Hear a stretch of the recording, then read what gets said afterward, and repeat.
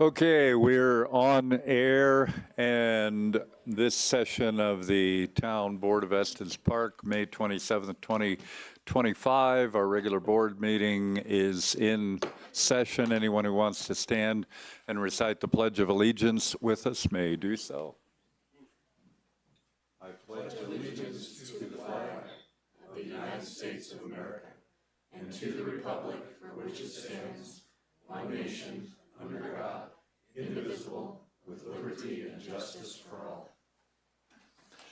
I'll mention that we're down 2 trustees tonight. Trustee Youngland is not here. Mayor Pro Tem Sanak is not here.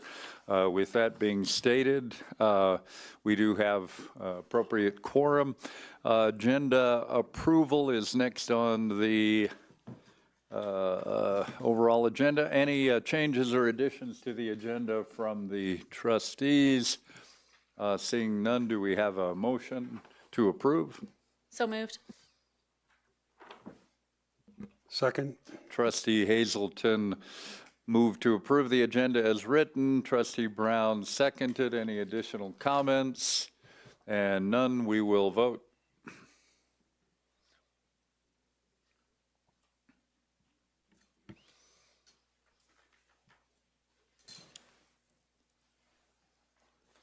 And the agenda passes unanimously. We're into the public comment for items not on the agenda. Any public comments on quasi-judicial items should be reserved for the appropriate public hearing. Does any member of the public request to speak on a non-agenda item? And I see one. And please state your name. You'll have 3 minutes. And go for it. I wanted to make sure this is the appropriate time. I don't think for Transportation Advisory Board you'd have public comment time. That's my understanding. I do not believe. So I just wanted to.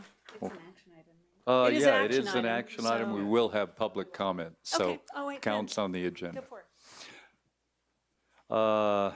Others. We'll move forward on town board comments and liaison reports. Trustee Eigel, you're typically first in line since I landed on a standard procedure, and so you have your opportunity. Thank you, Mayor. I want to point out that Kent Smith is not here tonight. And he generally, if you tune in at all, when you watch board meetings, somehow this couple is always sitting in the front. Yeah, they're like right there. So, sir, you are right there. Kent passed away last week.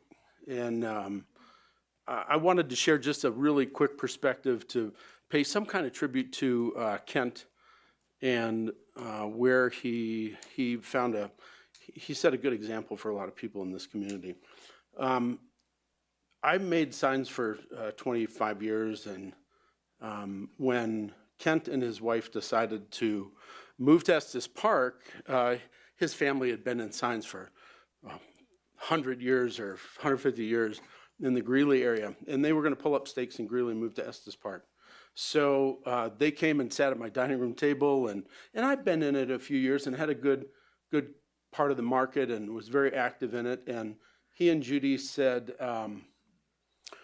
we kind of want to get your blessing. We're thinking about moving to town. And he didn't have to do that. He was going to be direct competition. And we did different things, and that, whether that was competition or opportunity remains to be seen. It was an opportunity. But Kent came into that conversation kindly. He came in respectfully, and he came in gently. And I think that Kent, that is how he operated in town, and he set an example for people on how to come in kindly and gently, and he contributed a lot in conversation to a lot of different groups in our community. That he won't be part of that couple seated there. He showed us how you deliver on a commitment that you make, and he always followed through. And as much as he talked, and as many meetings that we started off and Kent was still making the rounds to talk to everybody. He will be missed. And so I want to thank Kent for his contribution to our community and his family, his wife Judy, for supporting him and doing that. And share my condolences with their family publicly for the contributions he made to Estes Park. Okay, so I'm a tab liaison. I have a quick report for that group. Mayor Hall and I conducted interviews to fill 3 positions from 8 applications for the Transportation Advisory Board. And after interviews, we selected incumbent member Joan Hooper and appointed new members Araceli Thomas and Brian Denning. They attended the first meeting last week. It was good to see new faces and representatives of the community there. TAB has been actively discussing lively conversation about the transportation plans, 2 big plans that we will talk more about formally that are coming before this board probably in June. So look forward to that. They've had quite a bit of conversation and input to Kimley Horn, the consultant on that project. And at the meeting, the last meeting, I raised a suggestion that TAB take an approach in communicating with this board, perhaps in lieu of a letter that is, this is our position, and then including different points from different members, to actually include a brief statement from each member as an advisory board. That board, each member's, kind of like we talked about here just a little while ago in how we hear from members of the community, I think it's valuable to hear from each member of the board as they represent a different demographic and hopefully a wide range in our community. It's not extremely helpful to me to hear one summary, although that might be a little icing on the cake. I want to hear really the work of that is to hear from each member what their perspective, their impact, their contribution to the projects that TAB provides us advice on would be. That recommendation was received in a pretty positive manner, and they are going to integrate that. They're working on that now for feedback on the transportation plans that we will hear about next month. That concludes my report. Thank you. Thank you. Trustee Lancaster. Just a couple things. But a little over a week ago, I participated with the Watershed Coalition and a group of students from, I think, the high school or middle school. Just looking for nods out there, Bob. In planting the wetland area at the Habitat buildings over on Ravenwood. It was really fun. It was great to see the kids all engaged in the planting. We talked about where things had to be planted. I taught a little bit about the microclimates and how they should do certain things in certain areas, and they were very excited about it. It was a great project to see the kids there and volunteers doing the planting for that process. We had a trustee talk, Trustee Younglin and I, last Thursday. Went really well. Had some good attendance, and we talked about some things that we had talked about at our last meeting too, about particularly golf carts and about the flock cameras. Just get some more input on that. It was interesting to get people's opinions on those. Surprisingly, they were a little more negative about the golf cart use and that in the community, and really no concern about flock cameras and and watching that at all. That surprised me. I thought there would be more. I know it's been a controversial issue. I just read an article today about it in Denver has canceled a contract for over $600,000 because of some issues with the concerns over the flock cameras. But the citizens had no, it was kind of a non-issue. It's like, well, why don't you just do it? It sounds like a good idea. Surprised me. And then the mayor and I attended the CML district meeting in Berthoud last Thursday. Good attendance. We were there. It was good to have Estes Park represented and had some good discussions there, and heard something about kind of finalists on the legislative session from CML and some plans for the future. And that's it for me. Thank you. Trustee Hazelton. Just a couple things tonight, Mayor. First, I want to say congrats to our local graduates on graduating high school. It was fun to watch. I love that they live stream graduation, so it was really fun to watch that. Just proud of all those kids and very thankful for our school district and the work they put toward getting our kids educated and graduated. Next, I wanted to make a few comments about Visit Estes Park. We had our monthly board meeting last Thursday. Mayor Pro Tem Sinak was sworn in. We had voted to appoint her into the vacant seats on that board, so she joined us for that. A couple of other notable items. Interim CEO Zumba was reappointed for up to the next 4 months, I believe is the language that will be in his contract. If the board is able to hire a permanent CEO before 4 months are up, then we've got some coverage for that. But if not, he'll be with us for at least 4 months. Because Trustee Brown had asked me about this prior to the meeting, I'll include that the board did not discuss next steps for the permanent CEO search process. Folks may remember that the initial one did not result with a candidate being referred to the board. So we are still in the interim phase, and there has not been discussion about the next iterants of that process. The board did direct staff to move forward with retaining CPS HR for our current personnel issue that's been reported on in the community. That's happening with staff at Visit Estes Park, so staff is moving forward on that.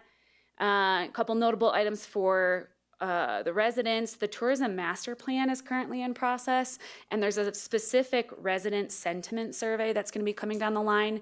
They've done surveys of Visit Estes Park stakeholders. They obviously have visitor intercept surveys for data in that sector, but they're doing a survey specific to resident sentiments around tourism and what you'd like to see from Visit Estes Park. So please keep your eyes out for that. Complete that, give your feedback, and that can inform the master plan for Visit Estes Park for the next several years. 2024 annual report is available at visitestespark.com, or I'm happy to send you a link. You can see all of the key touch points in terms of finances and PR reach and all that good stuff. It's a really robust document. They work really hard on it. It gives you a good snapshot of what's going on at Visit Estes Park.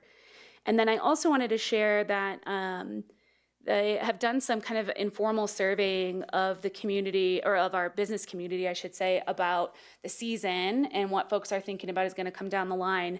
And I wanted to share that generally there seems to be a lot of optimism about the season ahead. Many folks are already pacing ahead. They're seeing group bookings are up year over year. What they are seeing is that advanced bookings are down, which we think could be reflective of kind of the uncertainty about what's happening with our economy and travel plans and those kinds of things. So generally folks are feeling good about what's coming ahead and feeling like it's going to be a great season. And so I just wanted to pass that along. And finally, I just wanted to publicly thank one of our auxiliary officers. I am not the liaison to the auxiliary officers for our police department, but I did get to experience and benefit from our auxiliary officers. David helped me out personally a few weeks ago when I ran out of gas for the first time in my life. And I ran out of gas on Highway 7 directly between the two gas stations on Highway 7. So he immediately saw me, pulled over, asked what the heck I was doing because I was parking in the middle lane, told him I was running down to get a gas can from the gas station, and he pulled around, parked behind me to make sure my car was, and that I was safe.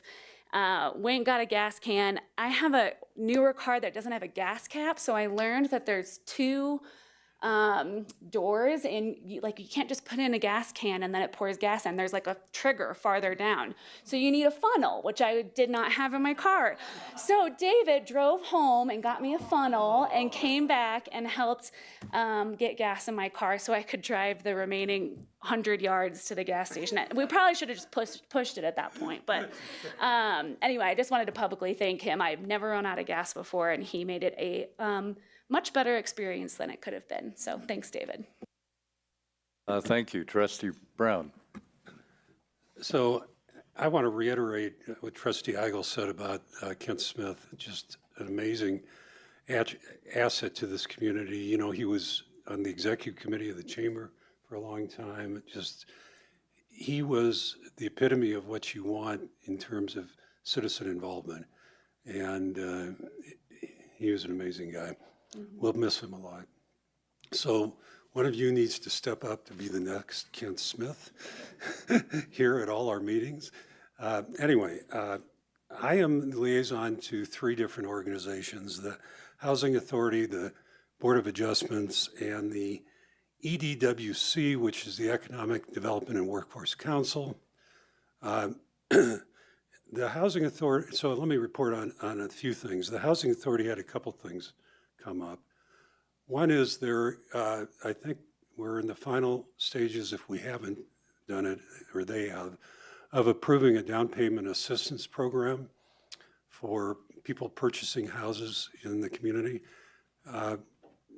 If you look back at the housing studies and everything that's happened since then, I think most people have concluded that we've done a pretty good job in providing rental housing, but purchased housing is a bit difficult and different problem.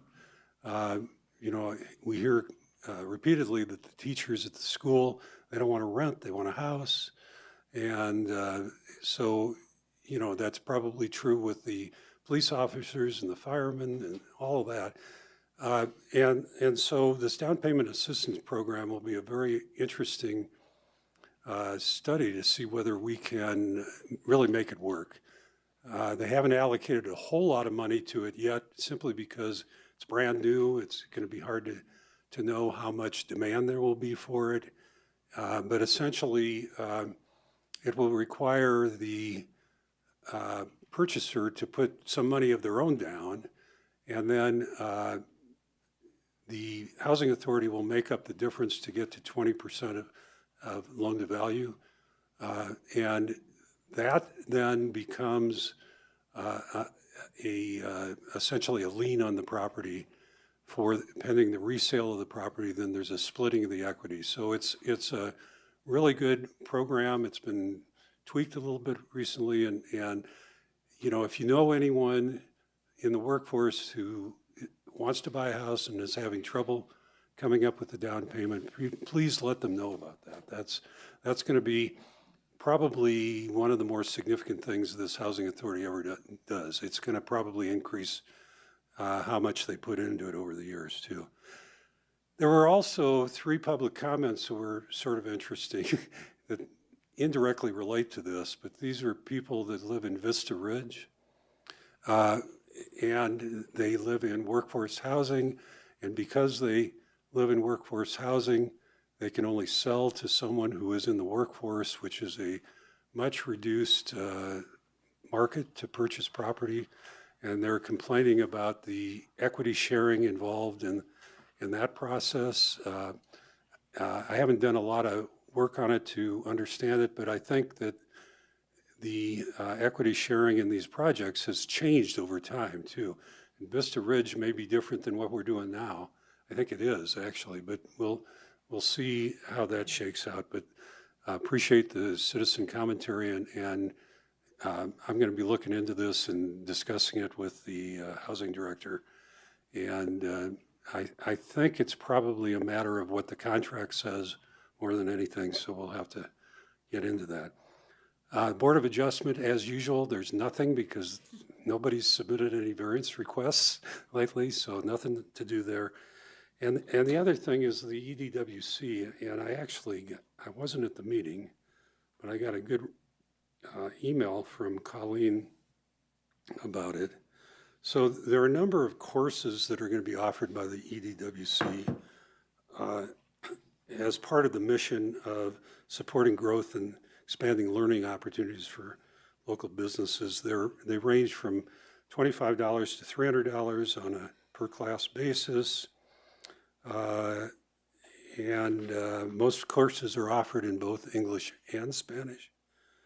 And some of the courses include Guest Service Gold, which is a universal hospitality entry program, various certifications for people, front desk, guest room, breakfast attendant, cook, maintenance, employee, restaurant server, how to serve guests with disabilities, situational leadership, which relates to de-escalation and active threat response, and supervisory skill builders for the supervisors in these organizations. So I encourage you, if you have a business and any of those have any appeal to you, contact the chamber about getting involved in that. They've had some good programs. I'm doing the base program. I guess the base program's over now, but it's phenomenal what educational resources they've brought to bear for the community. And these are more. So check it out, and that is all I have, Mayor. Thank you. Yeah, Kent Smith was brilliant and insightful, soft-spoken, and he had a good sense of humor, too. If he and Judy were the last ones in the room, late at night in a board meeting, sometimes he'd make a public comment just to keep us company up here. So, good fellow. Sympathies to Judy and the family. I get invited to all kind of things. Just a couple of highlights. I got to go to Career Day at the elementary school a couple weeks ago. That's about as much fun as you can have. Everything from paleontology to YouTuber, everything in between, NASA scientist, whatever, firemen. So good stuff. And it was pre-K through 5th grade. So just great to watch that progression right on when graduation is happening with the seniors. I went on Sunday to Veterans Plaza down in Fort Collins for their Memorial Day ceremony. There was a great speech, I think it was General Dillon, and the most moving part of it to me, it was they were focusing on Vietnam veterans, and they have a garden there, a garden of life, and they had about 150 different soils from different battlegrounds around the world, and they put 10 more cups of soil in from the Ho Chi Minh Trail and from where some of the Tet Offensive and Hill 675 and a couple other key battles out there. And one of the older, well, they're all older, one of the Vietnam vets would come up with a younger fellow also and put that cup in there so that life would continually grow from those areas where some of the toughest battles occurred. So it was very moving, and I was very glad to be part of it. That concludes my comments. Town Administrator, you have some. Thank you, Mayor. First, I want to echo what's been said about Ken Smith tonight. He was an exemplar public member, engaged citizen. I'll miss Kent a lot, and my thoughts go out to his family in this difficult times. I do want to do what I neglected to do last meeting, which is introduce our new Public Works Director, David Greer. David is here today, not just to be introduced, but David joins us from Travis County, Texas, and I'll ask him to come down, say a couple of words, and that'll be it for me, Mayor. Well, that's good that forgetting to do it last time, and he's still here. That's good. David. Well, welcome, Mayor and trustees. Of course, my name's David Greer, and I have to apologize. I come from Texas, so I know a lot of Texans seem to be moving here, but I've been here about a little over 3 weeks. I really am impressed with how all the employees here seem to really love working for the town of Estes Park, and they're a great group of people to work with, so I'm really looking forward to that. I think I'm finally getting my feet underneath me a little bit. You'll be seeing me here a couple times, I'm sure. And I've already been to the first TAB meeting, and so that was fun. And I look forward to working with you guys and getting to know you better. Well, thank you and welcome. Thank you. We'll move on to the consent agenda. I'll read the consent agenda into the record in full. Let's see, bills. Item 1, bills, and there's a link in the agenda that you can find those at for detail. Item 2, town board meeting and study session minutes dated May 13th, 2025. Item 3, joint meeting with the town board of trustees and Larimer County Commissioners minutes dated May 6th, 2025. Resolution 5425, 2025 memorandum of understanding between the town and the Estes Park Museum Friends and Foundation. Item 5, Resolution 5525, contract with Northern Colorado Energy Solutions for the Museum Annex HVAC units replacement project, $114,655.50 budgeted. Item 6, Resolution 5625, setting the public hearing for a new hotel and restaurant liquor license application for Indian Bites, DBA Indian Bites, 181 West Riverside Drive, Estes Park, Colorado. Item 7, Resolution 5725, setting the public hearing for a new tavern liquor license application for Park Theater Mall, DBA The Slab, 116 East Elkhorn Avenue, Estes Park, Colorado. And finally, item 8, Resolution 5825, intergovernmental agreement with the State of Colorado Department of Human? That means human, I imagine, right? Is that correct? Should it be Human? It's human. Yeah, they gave me an Yours old does say version. Juan. Yeah, for the low-income energy assistance program. I like that. We could save letters. Think how much time we'd save. LEAP, L-E-A-P is the acronym for that. Is there any public comment? Does any member of the public request to have an item removed from the consent agenda? None? We'll take a motion. Mayor, I move that we accept the consent agenda the way you presented it. Second. Trustee Eigel moved to accept the consent agenda as written. Trustee Hazelton seconded. We can vote.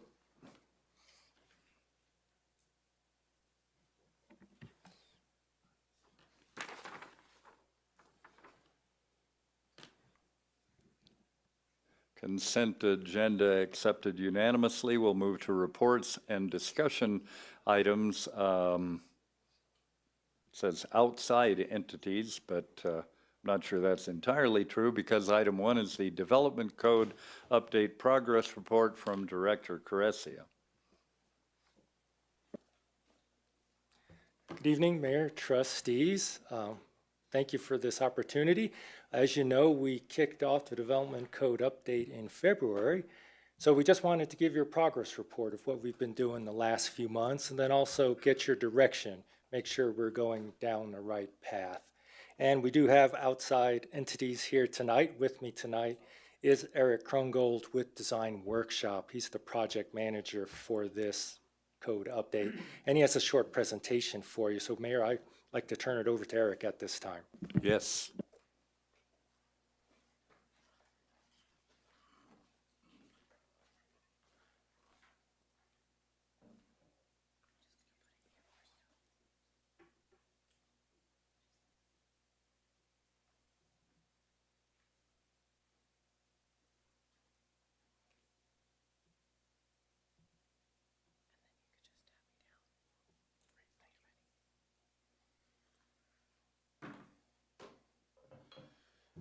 Good evening, everybody. Excuse me. Really excited to have the opportunity to have this check-in with you all today. We've made quite a bit of progress in the last few months as we started this process, and excited to give you all an update.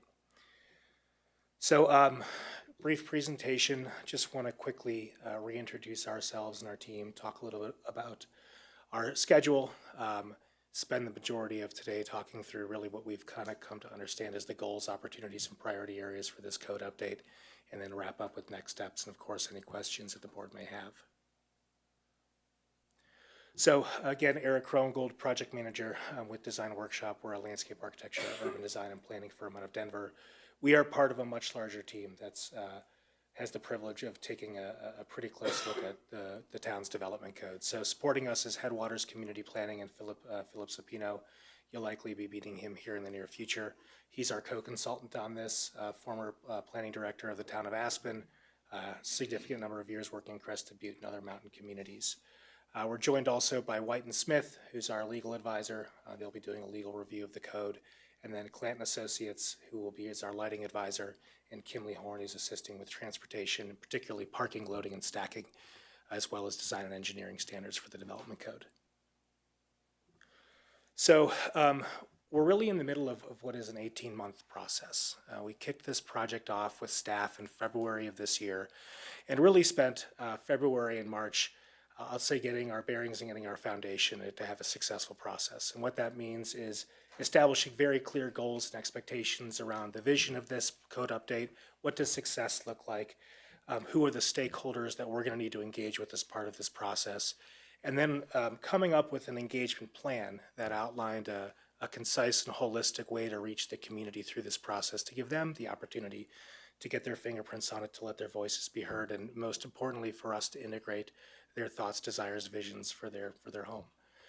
So that was in March, and then really since then, we've been heads down reviewing the development code. So right now we're in the code analysis and identification section of our work.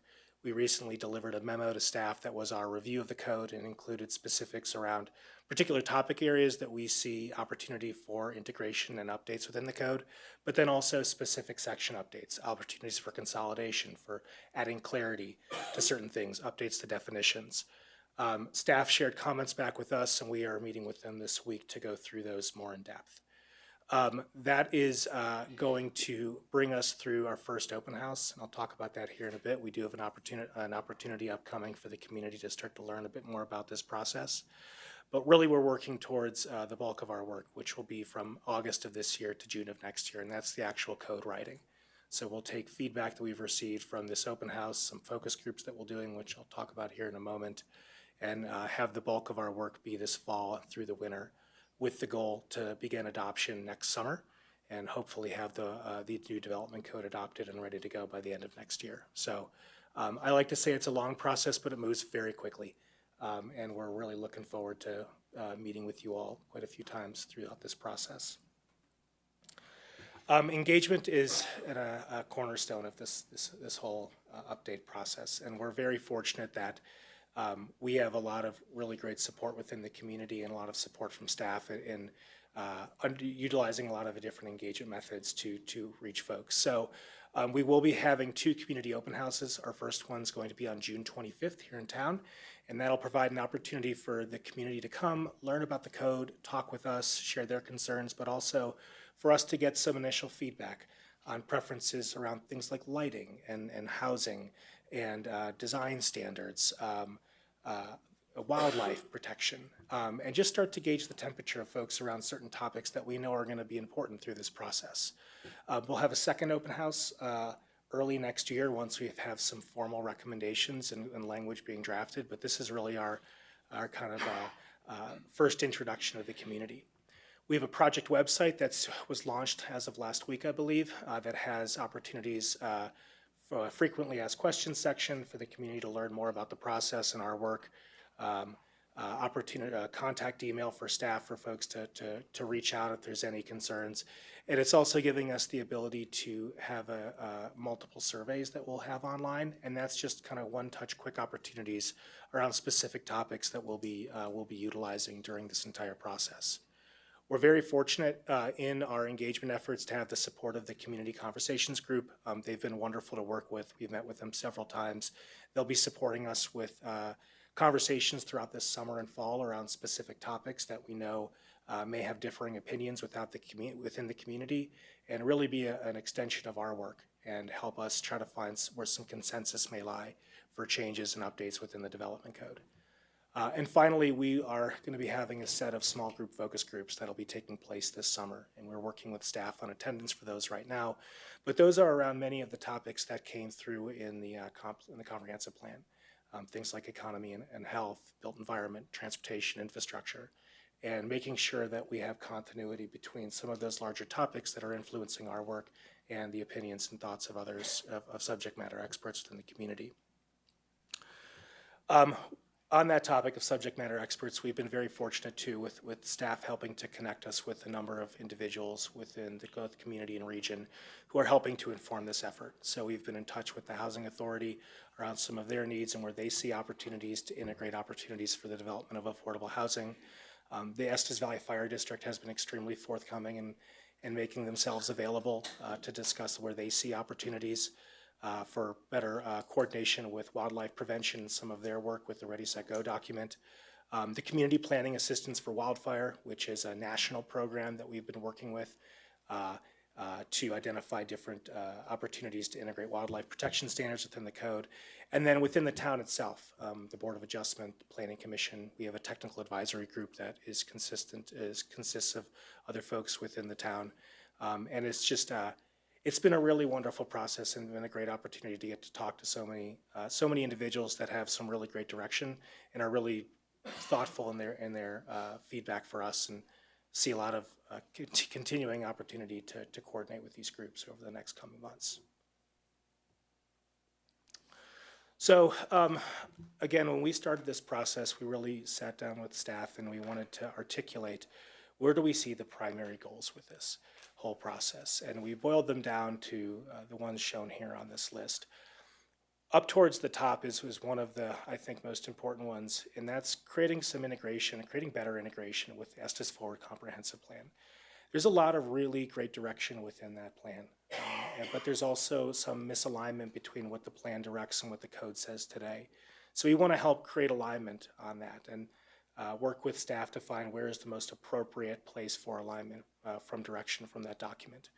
We want to make sure that the community understands the why in regulations. We're helping folks understand the reason why the code requires you to do certain things. We want to integrate considerations with state legislation. This is in particular areas around wildfire and wildlife.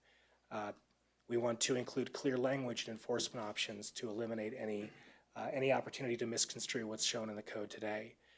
A big part of our work is going to be around consolidating dispersed information. There's multiple points within the development code where you have to go to 2 or 3 different chapters to understand a regulation or requirement. We want to eliminate that, and we want to make it easier for folks to pick up the document and understand it and be able to navigate it with ease. We want to ensure that it allows for easy cross-department collaboration during the development review process and capture best practices in planning and building. And because it came up in Planning Commission, I do want to note the word best practice, because best practice in one community isn't a best practice in another community, and we understand that. So please know that when we look at best practices, we're looking at it through the lens of Estes Park. And finally, we want to get the community involved. This is a really, just like the comp plan, this is a really exciting way to help shape their home and shape the built environment. So those are kind of our primary goals in leading through this. As I mentioned, we've done our initial pass of the code, and we see a couple clear opportunities for code assessment. And I'll get into specific topics here in a second, but running through this list quickly, again, codifies the comp plan policies within the development code. Update terminology and definitions. Definitions is one where certain land uses exist today that didn't exist 15 years ago, and we want to make sure that we can really articulate what those are. Fix inconsistent and redundant language within the plan. There are some references to the Estes Valley plan that no longer exists, so remove those. Update graphics for clarity for things that are very important, like designing on a slope, making it an easy to understand graphic. Provide clear purpose statements for why we're doing what we're doing. Again, consolidating and reorganizing for ease of use. And integrating sustainability, wildfire, wildlife, and wildlife protection elements. So on our first pass through the code, we really narrowed it down to kind of 13 large areas that we see the most opportunity for. Development review regulations and process, or how a development application moves through the process to make that easier, both from an administrative as well as a planning commission and for the town board. Adding clarity to criteria for development plans of what's actually required for an applicant. A big piece of this is going to be integrating wildfire, flood, and natural hazard prevention and creating parity between some of the work that Estes Valley, the fire district, has put into wildfire planning. Wildlife protections, a big one, and updating recommendations around materiality and design standards in sensitive wildlife areas. Outdoor lighting, best practices in outdoor lighting, particularly for gateway to natural resource communities. Housing, zone district alignment with the future land use map. There's currently some zone districts that don't exactly align with what was directed within the Estes Forward plan. Permitted uses, definitions of standards, so updating what can and cannot be developed within certain zone districts what exactly those uses are and what design and development standards go with them. Non-conforming use criteria, we understand now there are a number of non-conforming lots within the town just due to the way that the town developed, and we want to ease the administrative burden for applicants that would like to do something with a non-conforming lot. Reviewing height, density, and setback requirements, bulking and massing, reviewing transportation and parking requirements, public notice and outreach of what would be required for an applicant, and then code consolidation and navigation. So really, again, just appreciate the opportunity to be working on this. We love working in mountain communities. We were born in mountain communities, and would happy to kind of talk through next steps quickly. So again, we're finalizing our code recommendations this June and July. We'll end that with an outline of the updated development code and then begin writing actual code language later this summer. Again, we've got the open house on the 25th, and please encourage all you know to come and join and let their voice be heard. We've got small group focus groups in July and August, and then ongoing updates to the website. So with that, I appreciate the time and happy to answer any questions the board may have. Oh, thanks. Good report, good status, good pace too. I like that. But I love having the engagement span virtually the entire project. That's just good and more than symbolic that we'll have plenty of that activity in there. I like what's already surfaced on there with things along the lighting and the height and the density and the wildlife protection, things that are very dear to many members of the community. If you accomplish all of this, it's going to be a wonderful thing in that integration from the comprehensive plan. So thanks very much for the report. Do we have other questions? Trustee Igo. Thanks for the report. You mentioned a website that will consolidate the information and communicate. What is that website?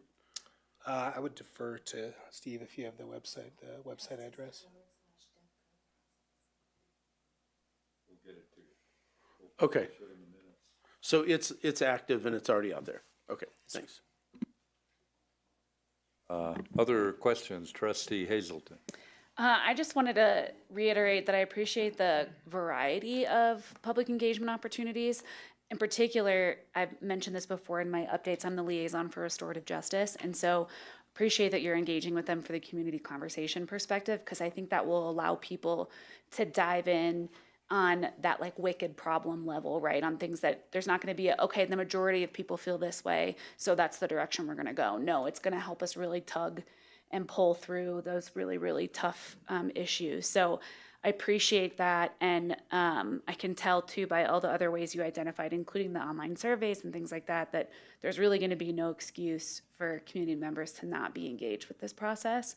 So that when we are looking at this, next summer, or when I should say the town board is looking at this next summer for the final approval, hopefully people have had, they'll realize they'll have had that opportunity to make their voices heard. So appreciate that. And I don't envy you because the list of priority areas you identified are big and definitely the wicked problem type. So I appreciate the work you're putting in, and thanks for the update.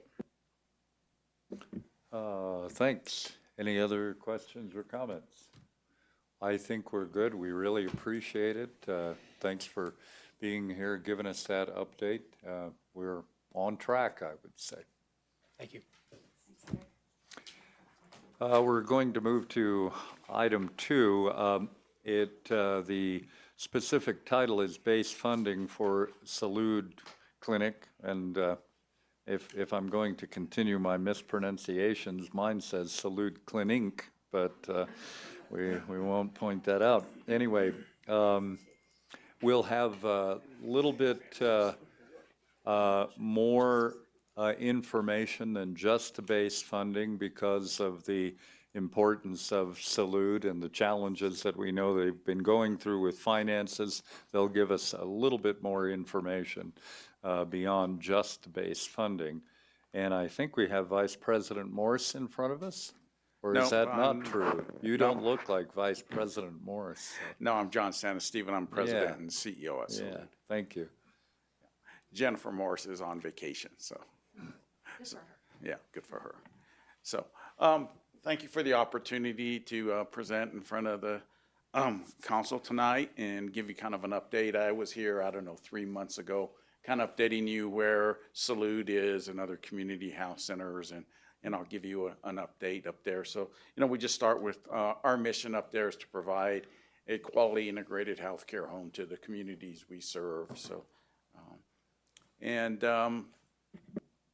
yeah, so we'll move on. And this is just the slide of our core values. And we really do live these core values, which is integrity, dignity, creativity, innovation, quality and excellence, compassion, teamwork, and commitment. So we live those every day. And that's really how we want to treat our patients that come in the door, especially with that compassion and making sure they feel welcome. Salute history, we started in 1970 in Fort Lupton as a migrant community house center. And you'll see the middle picture is what we refer to as the Onion Warehouse. And that's how Salute started, in an old Onion warehouse. It was just a tin building. And so we've grown, from there to 11 sites in 10 different communities. And the first picture is what we called our first mobile unit, which would go out into the fields and serve the migrant farm workers in the field. And then next to it is our brand new one, this is the 4th iteration of that. And it's quite a bit of improvement through the years of doing that. Here's a map of our service areas. You'll see all the areas listed, and we're running 11 sites in 10 different communities throughout the state, basically concentrated on northeastern Colorado, and then we have one site down in Trinidad, Colorado. Estes Park, this is the clinic on Red Tail Hawk Drive, which is where we're currently operating out of. We opened our first clinic here in Estes Park in 1992, and the current clinic I just showed you opened in 2007. Last year we served 1,540 patients, 5,792 visits. That's a listing of our staff. We employ about 16 FTEs here in Estes Park. So we're currently pretty much fully staffed, which hasn't been the whole case always, but we're pretty close to doing that. So that's been great over the last 4 months or so. And then these just give you some statistics. Again, the patient numbers and the visits are the same, gives you a breakdown between behavioral health, dental hygienists, and medical. And, community health centers, we practice an integrated model of delivering physical, dental, behavioral health, care management service, pharmaceutical. So it's kind of a one-stop shop. And then we give you a breakup of, our patient demographics, which kind of, 100% or 49% of our patients are at 100% of the federal poverty level or below. And for an individual, they're making $15,000 a year, or a family of four, $31,200. So really tough to, make ends meet. This next one, I always tell our staff we should break out differently. 101 to 200%, that says 35%. But if you took that to 150%, that probably accounts for 20% of that 35. So there's really not a lot of individuals above 150% that we serve. And then it shows you our payer mix. Medicaid's 32%, Medicare 8%, CHIP is 8%, dental CHIP is 14%, commercial insurance is 17%, and our uninsured rate here at the Estes Park Clinic is 26%.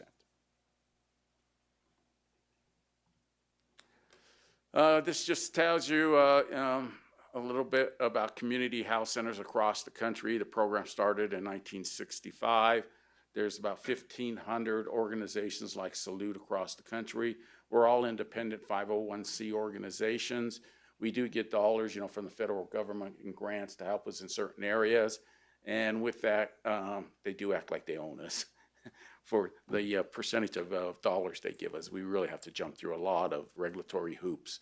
And so across the country, house centers this year serve 32.5 million individuals. That's about 1 in every 9 Americans gets their health care at a community house center. It's the biggest primary care network in the country, bar none. And so that's why community health centers are so important to the healthcare of the country. You know, some of the reasons we have our challenges is, you know, our federal grant funding, you know, we get, again, Salute's budget's about 100 million, so the math is pretty easy. We get about 14 million from the federal government to help us subsidize the care for the uninsured. That 14 million's been 14 million for 15 years. So no inflationary increases, so makes it really hard. That money doesn't go as far. As I mentioned last time I'm here, you know, why house centers in the state of Colorado and across the country, but Colorado got hit the hardest state in re-enrolling individuals in Medicaid. Once the Medicaid unwind happened, 34% of the individuals on the Medicaid rolls lost their coverage. Salute, pre-unenrollment, 56% of our patients had Medicaid. Today we're down to 42%, so 14% loss. Those patients go from Medicaid to uninsured. Every one of those percentage points is $500,000 loss in revenue to us. So we took a $7 million hit right there. And the other thing that happened during COVID is, you know, inflation in the healthcare market. Less people in healthcare, wages went up, and so we have to stay in market. The other thing we're looking at is, you know, the recent threats to Medicaid. You know, bill passed the House of Representatives just last week that has some significant cuts to the Medicaid program. Our national association is estimating that 10 million people across the country may lose their Medicare coverage. It may hit house centers. Preliminary estimates are anywhere from 7 to 10%. So Salute could take another $2.5 to $3.6 million loss in revenue with those Medicaid cuts that are being proposed that are now in front of the Senate. So significant challenges there. So, and then the workforce and recruitment and retention is, you know, is always a challenge. And Estes Park, as I said, you know, over the last year we've had some difficulty in recruiting, but we've really improved in that. The other part of the recruiting in Estes Park is the cost of living and housing. You know, it's hard to find that here and affordable. And then just the changing patient demographics as the community changes. I'd like to talk a little bit, you know, about the Estes Park Salute Foundation. They have been a great resource for Salute through the years, and they've really come and met the challenge, you know, with where we are with our funding. They've been doing a great job. We've had the goal of raising $1 million, which would kind of meet the shortfall of the clinic. You know, so it's actually about 1.2 million, so it's about 100,000 a month. But we had a goal of raising $1 million. They've raised $500,000 and are still working towards their goal, which is great. So, you know, and the foundation helps us in a lot of other ways. You know, they help with our co-pays for our services, and including lab specialty services, dental for kids. They help fund those services. So it's a great resource, and I can't say how grateful we are for not only their work, but the whole community, because the community has really risen to the challenges. We know there's been some restaurants that, you know, donate their profits for a certain night to Salute Foundation to fund us. And so we don't have that in other communities. So it's heartwarming that we do have that here, and really appreciate it. And it's going to make a difference. So sort of where we're at, you know, we kind of go in stages. You know, we were saying we'd see where we are at May 31st, which is right around the corner here, a couple days. So we're going to be all right with, you know, keeping things intact. Now we're going through September 30th, which is when the federal government will have their budget. We'll see where those Medicaid cuts go. But we have the dollars in our reserves to keep things whole for, you know, for the next 9 months at least. Here at Estes Park, it's for the next 12 months because that $500,000 is making a big difference. And then we'll evaluate where we're at with the Medicaid cuts. And, you know, when we really look at our operations, not much has improved. We're still losing dollars every month at every organization. But there has been some positives. You know, the state stepped up. They heard the message that house centers were struggling. There were 2 bills passed that helped. Let's see, Senate Bill 290 started a new fund that was funded for, this year's funded $45 million. 25 came from the interest on the unused property tax fund. And then the hospital associations kicked in another $20 million to help. So that's 45 million. We're hoping, we're going to apply for a federal match, but those match programs aren't being very popular under the new administration. So we're not 100% sure we're going to get that match. So when you look at that, Salute, if it was just the 45 million, we would get about 3 million out of that fund. If it gets matched, naturally it's doubled to 6 million. So that helps. The other thing, bill that passed is House Bill 1288, which allows gifts, grants, and donations into the primary care fund. The primary care fund is mainly funded through the tobacco tax, but historically that has been going down every year. Less people smoking, more people vaping, so that tax decreases. The state has put some general fund dollars in the last 2 years. They didn't do that this year because they looked at it and said, well, you got this 45 million pot over here. You don't need this, what was it, 6.5 million over here. So we kind of go 5 steps forward, 3 steps back, and when I'm talking steps, there are millions of dollars in steps. So, so the primary, well, this new fund, we may get 3 to 6 million, but I may be taking a $3 million hit in Medicaid, so I'm, who knows where we'll end up. So, but that's how things are holding up. What I would say is our staff are amazing, staying with us during this time. They're probably the most educated House Center staff in the state of where we're at financially and the challenges we face, and they're great advocates. When we ask them to make a phone call, they make a phone call. So we're still fighting as hard as we can to keep things whole. As I tell people, my job is to increase access to health care. Do not want to decrease health care in any community, and I surely don't want to let go of fantastic, dedicated staff members. So that's sort of where we're at. And I'm open to any questions. Our hospital just signed that acquisition agreement. UC Health signed the acquisition agreement, but it's still months away from consummation.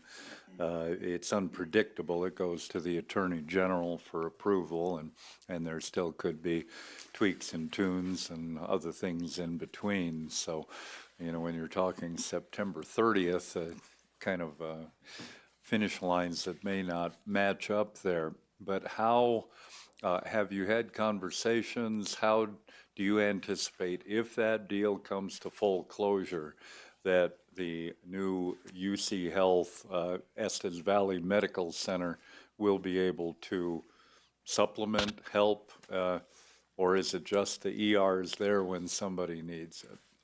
Well, we haven't had any discussions, with the CEO that's there now. I've met a couple times, but kind of more sharing than really getting down to it. And really what we're waiting for is, for this merger to go through and then, sit down with the UC Health and see, what they can do.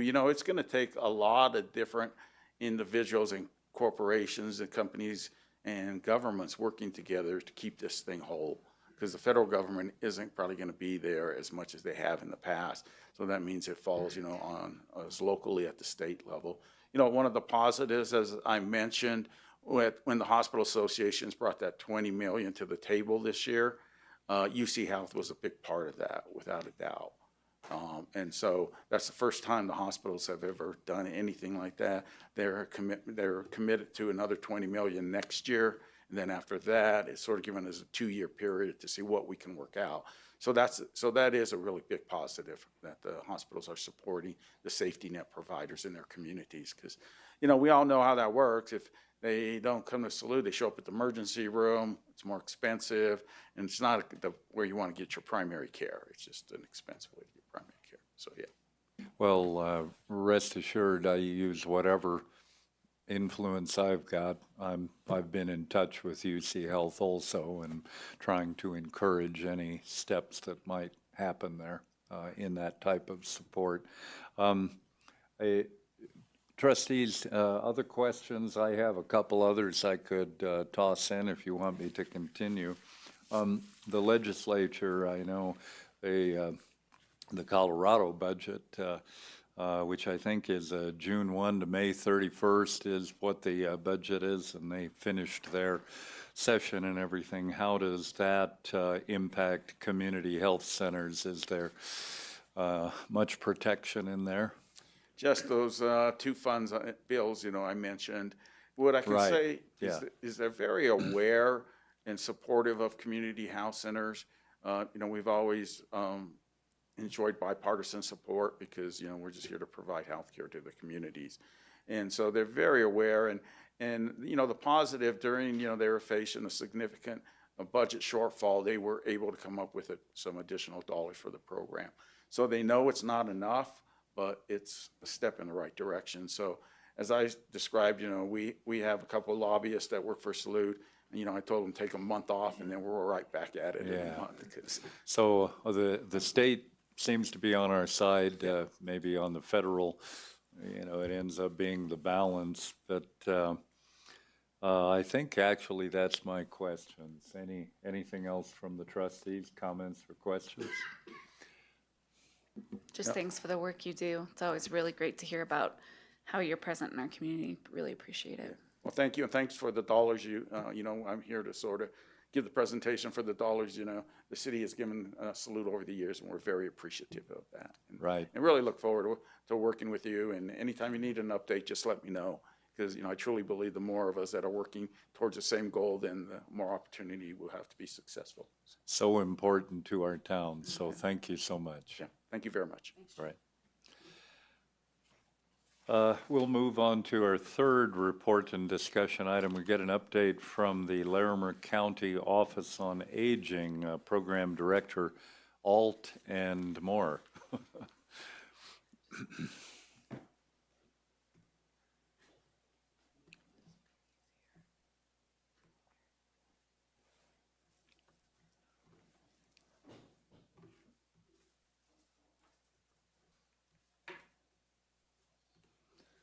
The wheels of the town would cease without Bunny and all her technical skills. So.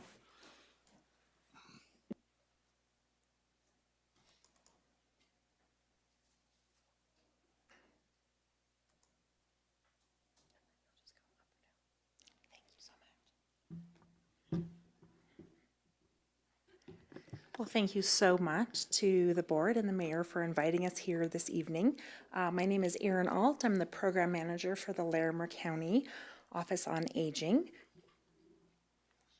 Thank you again for having us. My name is Tiffany Ballou. I'm the Aging and Disability Resource Center, or ADRC for short, program supervisor for the Office on Aging. Yes, and we are just going to share kind of who we are and what we do in a very condensed version of this presentation. There's a lot more slides and information, but we don't want to keep everyone too late this evening. So we are the Larimer County Regional Area Agency on Aging, or AAA.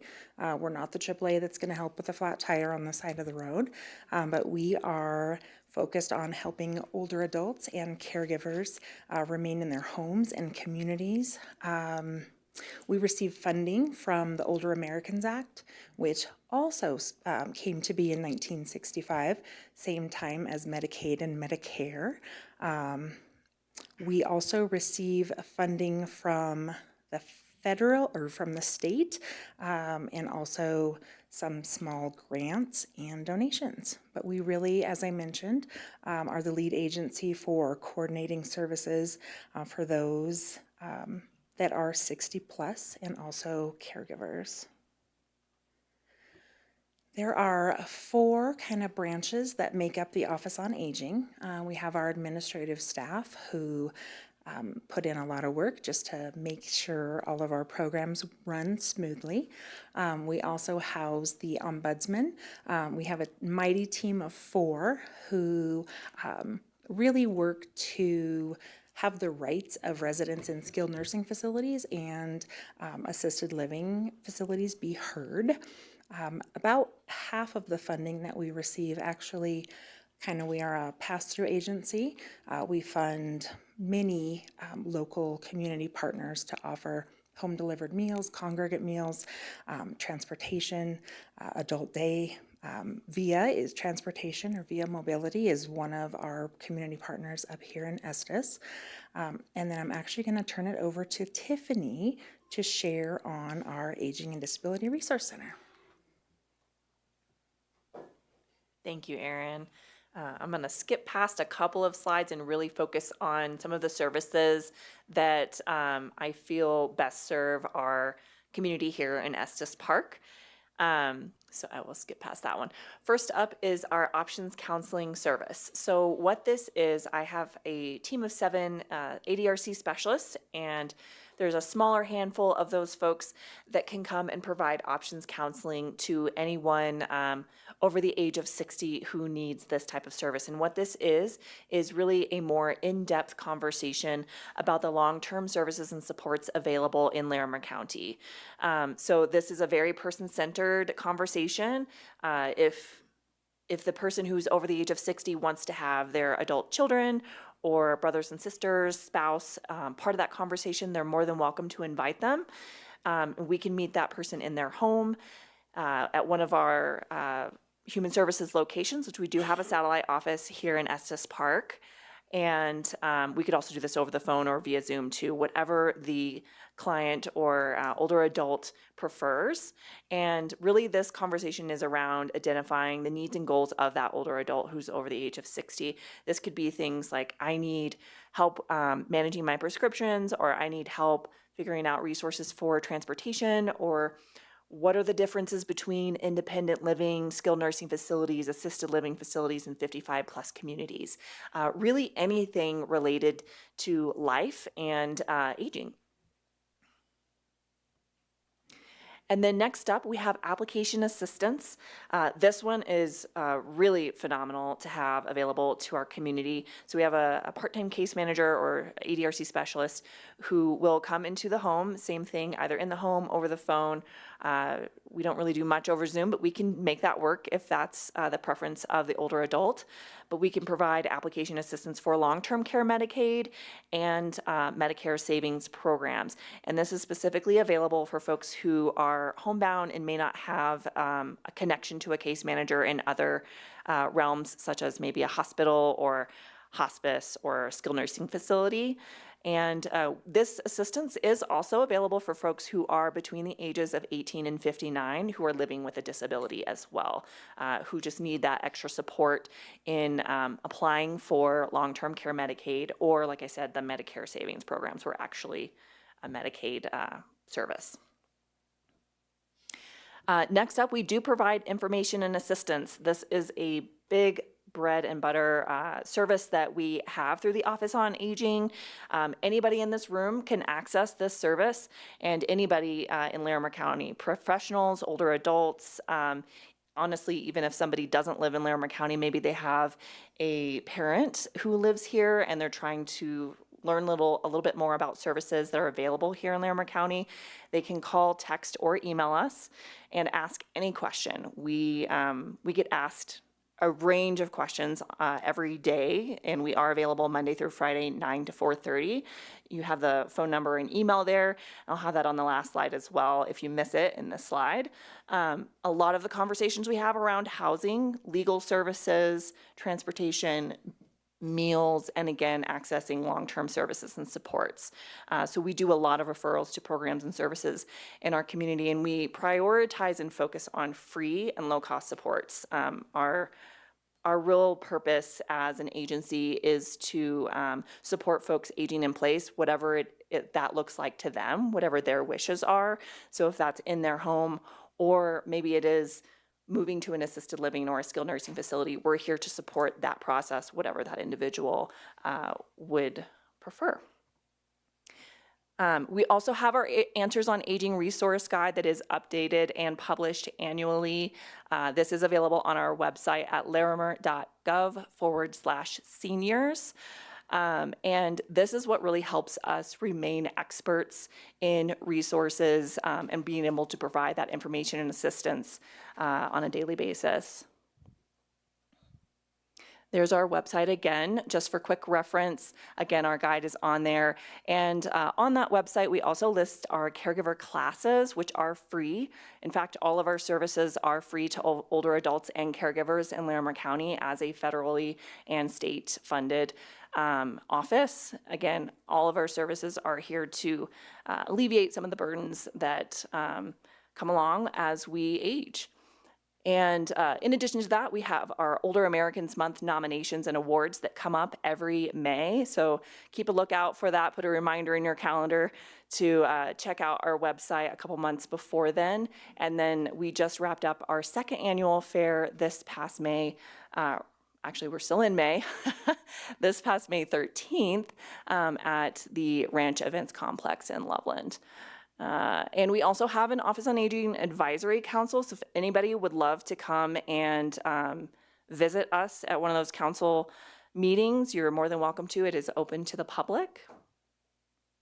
So here is actually one of our voucher services that would be fantastic for anybody here in Estes Park. To qualify for this, you have to be over the age of 60 or 60 plus, unable to complete that particular chore, which can include things like yard work, snow removal, gutter cleaning. Maybe the older adult would like to have their carpets cleaned. Really anything can be submitted to us and we can see if that fits within the realm of a chore voucher. It is supposed to be kind of one time and seasonal in nature, but we can absolutely consider anything for approval. And it is a self-directed program, so once the older adult has completed an assessment, we prioritize based on socioeconomic status. If we, especially if we have run out of funding, and then we're able to issue this voucher. So the older adult who is issued this voucher would need to find the person that's going to provide the service, pay them directly, and then submit their paperwork to our office, and then we would mail a check to them to reimburse them for those funds. And I'm going to skip over that slide and go to our Family Caregiver Support Program. So this program is very near and dear to my heart. For caregivers in our community, we have two caregiver vouchers, and one is our regular respite voucher. So the care recipient would need to be over the age of 60 or be between the ages of 18 and 59 with a dementia diagnosis or related disorder and need assistance with 2 activities of daily living or ADLs for short, or requires substantial supervision for health or safety reasons. And the caregiver would just need to be over the age of 18. This is also a self-directed voucher in that the caregiver would need to find whatever respite service they would like to access. So this could be something like adult daycare, or maybe they have somebody, a neighbor, that's going to come sit with their care recipient for a couple of hours so they can take a break, go grocery shopping, maybe even take a vacation, anything that is providing them a break from their caregiving duties. And then they would submit their voucher paperwork back to us, and we would reimburse them for a check or with a check. And then we also have our Grand Family Respite Voucher. So this is kind of the opposite of our regular respite voucher in that the caregiver must be the age of 55 or better and live with and is the primary caregiver of a child who is 17 years old or younger. So we've reimbursed folks for things like horseback riding, after-school care, babysitting. There's a lot of different ways that folks who are in the grand family dynamic that they can get respite through this program. And this again is that reimbursement model, same as the chore and the regular respite. So some of the other things that our Family Caregiver Support Program offers is caregiver classes, like I mentioned earlier. Those are available at larimer.gov/seniors or larimer.gov/caregiver. Those are free classes, and there actually is one here in Estes Park that we offered last year and that we are offering again this year, in addition to some virtual classes that are available for folks that might not be able to travel to some of those Fort Collins and Loveland locations that we also offer. And then in addition to those classes, we also offer caregiver consultations. So this is very similar to the options counseling that I mentioned earlier, where it's that in-depth conversation, but instead of maybe specifically with the older adult, it could be with the caregiver. So oftentimes this is with adult children who are caring for their parents. As much as possible, we encourage and really advocate for the older adults to be present and part of those conversations. Sometimes that's just not feasible, which is absolutely okay and understandable. Or maybe it's just a concerned older adult child who is trying to learn a little bit more about the long-term services and supports in our community. And that's where we can build some tailored resource toolkits and books to provide to those caregivers and support them. There are approximately, I think it's like 800,000 unpaid caregivers in our nation, if not more. So this kind of support is really crucial to supporting our aging network, if you will, because without them, we would not be able to continue. And we also do caregiver events as well. On occasion. Oh, wow, I went through this very quickly. So there's my information up there, my team's information and the caregiver support program. Again, you can call, text, or email us at any time. If it is on the weekend or a holiday or a non-business day, we do our best to get back within 2 business days. Any questions? Well, it's very good that you have these programs. Obviously, in Little Estes Park, we just don't have that range and depth of stuff, so this is very good for us, and I'm sure other communities in the region. So thanks so much for continuing to provide this and for breezing through it. Some of us are in the senior category up here, so I appreciate the pacing of it. Other questions or comments? Trustee Igo.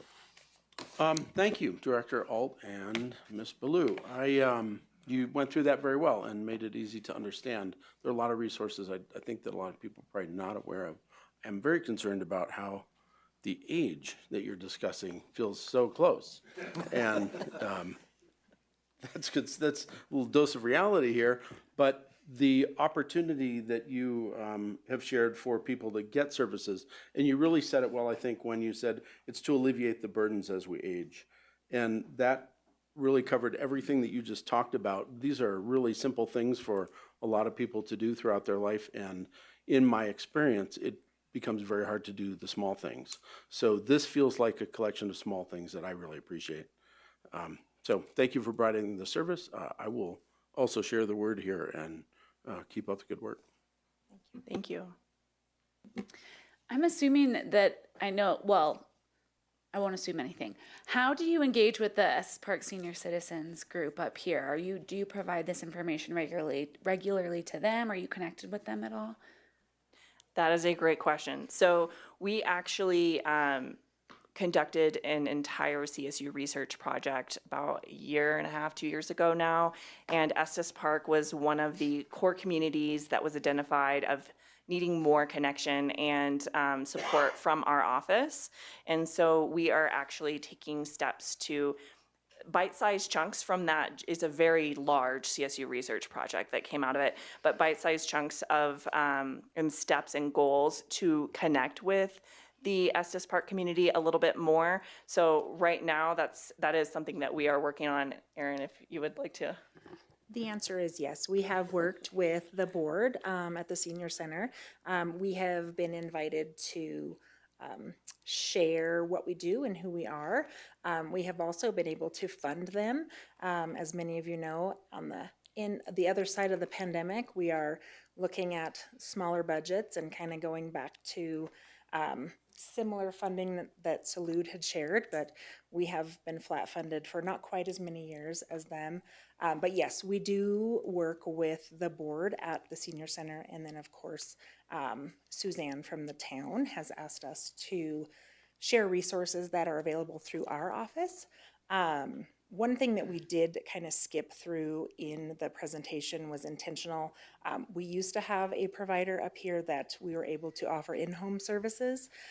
So that would be getting someone to the grocery store, meal prep, standby shower assist, things like that. But currently we don't have a provider. So we have hopes that we're able to offer that service back up in this community. It's not self-directed like the others. We actually contract with the provider and pay them directly because those rates can range from $45+ an hour. So we're able to contract with them as Great. well. Thank you. That's really helpful. And it's something that we have talked about for our strategic plan in terms of how we support our aging community. And Susanna had given us that presentation about all the different resources available and how we can kind of connect with them and support what's already there instead of trying to recreate the wheel. So appreciate that insight. Thank you. And my apologies, when I was talking ARPA dollars, we were actually able to fund some great projects at the senior center. They got new flooring, a new sound system. So again, now we're living in the land of not having the overflow of dollars. But we have welcomed them to apply for our funding in the next RFP cycle because we do offer a variety of services. One last thing I did want to mention, and I always try to mention this kind of at the beginning, is that we do have one bilingual Spanish-speaking staff member as well. And our services, we do not require a driver's license, proof of any kind of billing or bank statements. We do kind of a very basic assessment. So as far as folks who may be in our Latinx community, we can absolutely serve them as well. And so we're trying to do a lot more outreach with our Latinx community too, and ensuring that they have access to these programs too. Well, we're well documented up here as being the oldest average age town in Colorado with 40% over 65. And so we appreciate this as much as any community. So thanks again for the service and for the report. Thank you so much. We're going to move forward on action items. The first action item on our agenda is the Transportation Advisory Board member appointments and roles. I may have misstated that this is a normal action item. We will go through the standard steps that we do per protocol with any action item. In this case, though, rather than a staff report, Trustee Eigel will take the lead.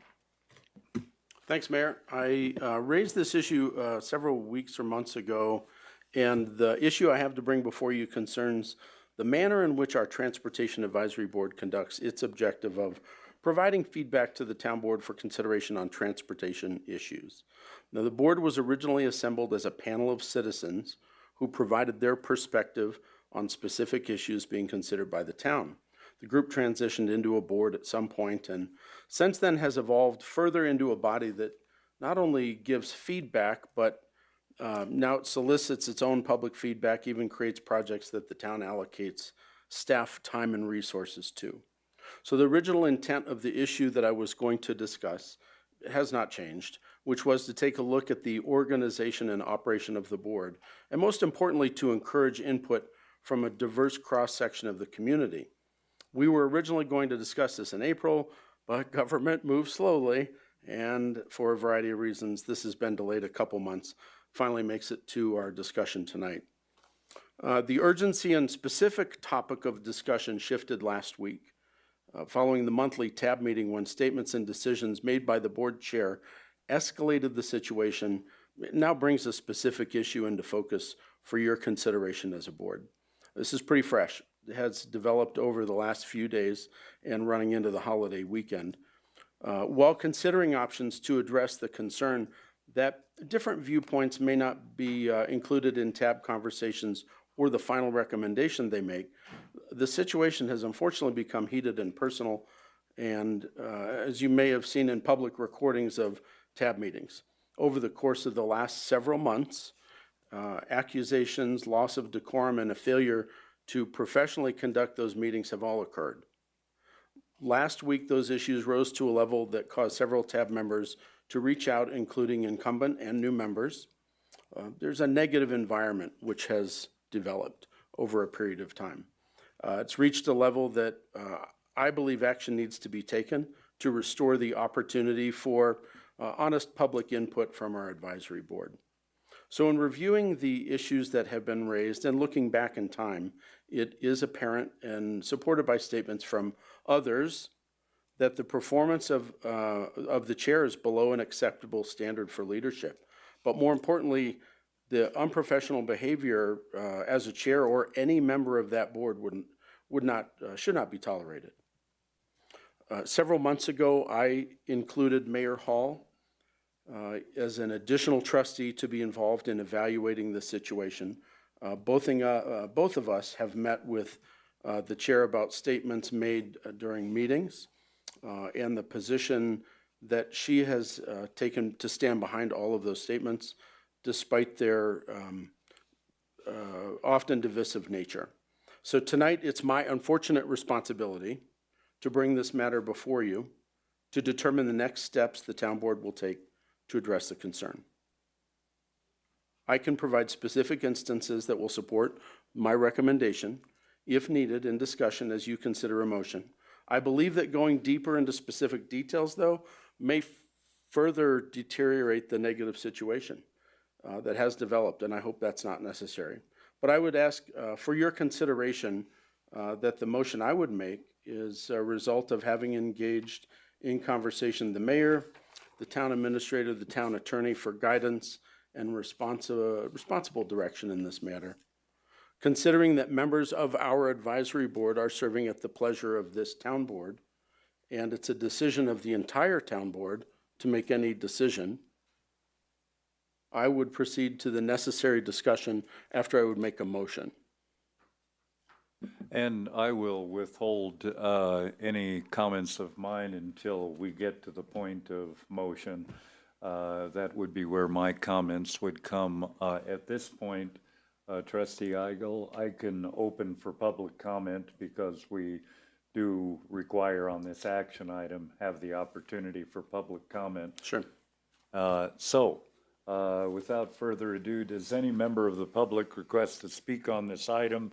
It will be a 3-minute time limit, and we will engage public comment. Mr. Mayor, what's the action? The action will come after the public comment if we have a motion. I think, Trustee Idle, you want to state the action? I can make a motion. My motion would be to remove our chair, Member Morris, from the Transportation Advisory Board. So we have a motion on the table. Does any member of the public request to speak on this item?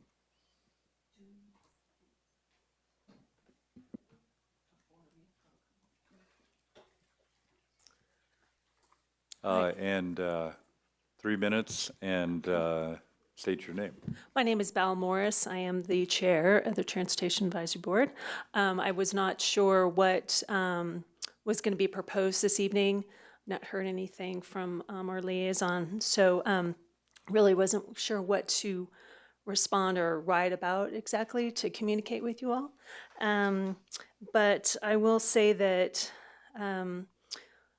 we have, let's see, we have had a very productive Transportation Advisory Board.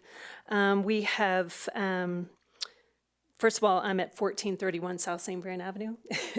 Okay. And thank you all, Mayor and trustees. The TAB has always been dynamic, thoughtful, a diverse group of Estes Valley citizens. The advisory board has accomplished a lot that has benefited our community. We have worked as a team.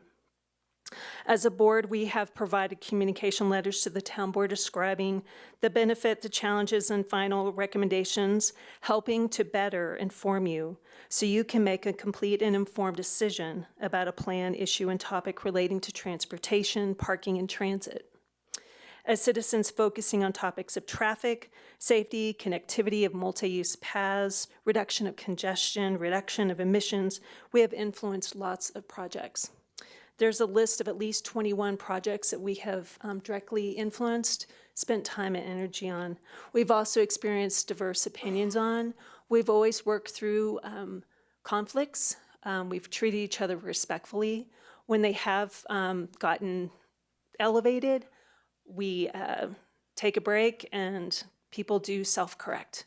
I've not encountered the level of new member energy, shall I say, ever before.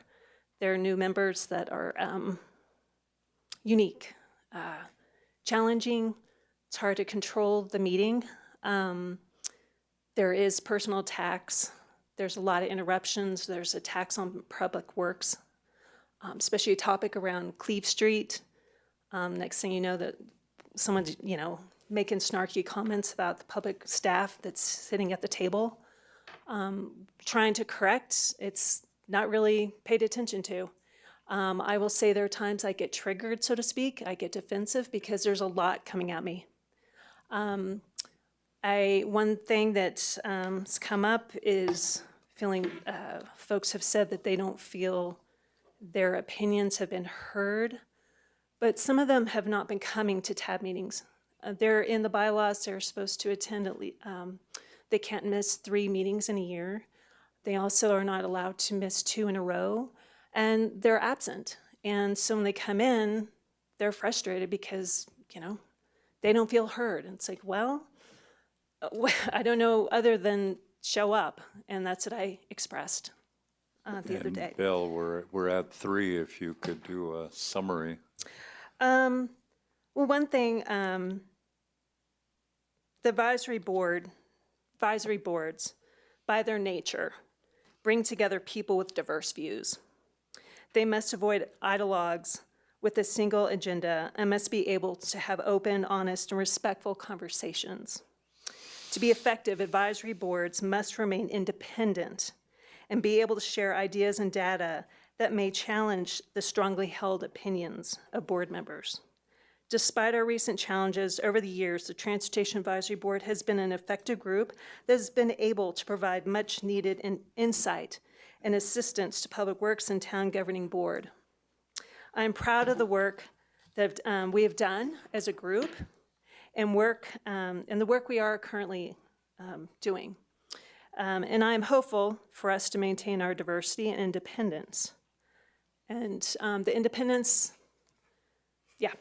anyway, I could say more about that, and I've spoken to you, Mayor, about those issues and concerns about the lack of independence among relationships in our group. Thank you. Okay.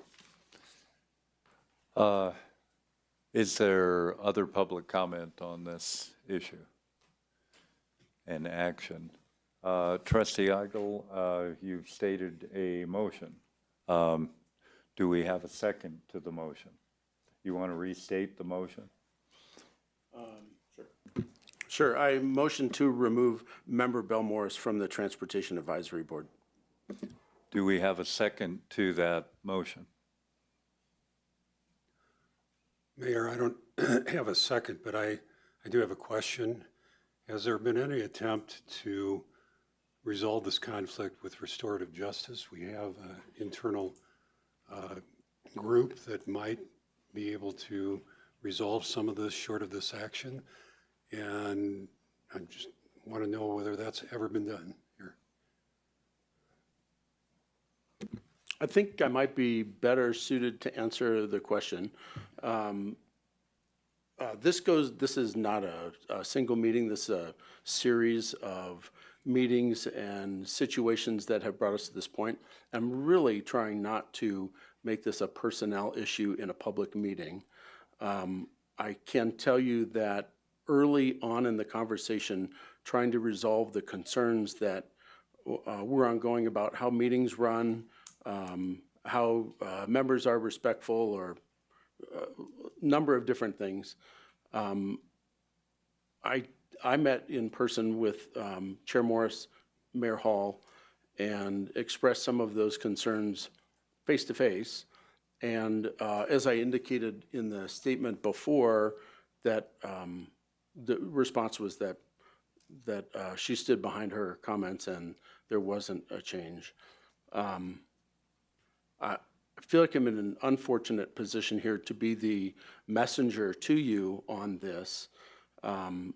I would like to see, I guess in the last couple of months, we've had an opportunity for improvement or in a change after talking about issues that have come up and looking for a different way to run meetings, different way to handle conflict or diverse opinions. And I think really the issue is diverse opinions are not included in the conversation or in the final product as they might be.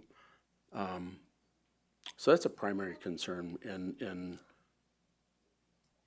so in trying to be better about that, and I'm presenting to you information that's available to you in watching the video or the audio for yourself to review that. So I think that if you need to do that to make a decision, this is a big thing. This has not happened before. We're in a spot here where we're trying to create an environment that will bring in a diverse representation. And as to some of the comments, I don't want to get into a back and forth, but there are definitely a couple different sides, perspectives to every view, including my own. So I tried to summarize it in an efficient manner and bring to you the results. Mayor Hall may have some additional perspective that he can share with you. I felt like he had a pretty good level-headed peacemaker role where he looks at all sides and he's pretty level-headed about it. So if you have anything else to add, Mayor, I've made a motion. There's not been a second. And thank you for the comments. Thus far, there has not been a second. Now, we are a little underrepresented today with 5 board members. It's hard to predict if we had a full board here what would transpire. And I may have to turn to Town Attorney Greg to let me know at this point, is that something that there should be a consideration of continuation with this rather serious issue to a full board? First of all, the town policy, you have a town policy 102, and it provides that members of the advisory boards of the town serve at the pleasure of the town board. So the town board has the authority to appoint or terminate members of your advisory boards. And so you do have the power to do that. I would suggest, however, that a continuance would probably be better. You don't have a second, and maybe some site get to some recognition of what is the real problem and allow more perspective to be given to the town board than what I've heard tonight from Trustee Eigel. He did say he's reluctant to get into some of those things, and perhaps some of those things may be subject to a executive session if they're personnel issues or something like that. And I would advise this board that to act on it tonight would be, I think, too quick and without adequate consideration. Thank you. Trustee Brown. So in light of that, I have a substitute motion, and I propose that we table this till the next town board meeting, and in the meantime, refer the parties to restorative justice if they're willing to work together to try to do that, and come back to us following any restorative justice meeting, and that any further discussion at the town board level happen in an executive session, because I really do not want to air what I think are probably interpersonal differences and not necessarily big policy differences in a town board meeting. I would just question, Trustee Brown, if you'd be willing, I believe your motion stated to table to the next board meeting. Would you be open to a future board meeting? Because I think what you're describing may take longer than that. Future meeting. Yeah. Yeah. So if that's appropriate, I would second that amended motion. Trustee Eigel. Trustee Bouncer, just for some clarification, as much as this might have a sense of being an interpersonal, just a small number of parties, what I'm trying to represent here through sharing information with you is a broader issue of performance in a role and not butting heads as much as it is uncomfortable for me here and feels like I'm like the focal point because I'm saying the words.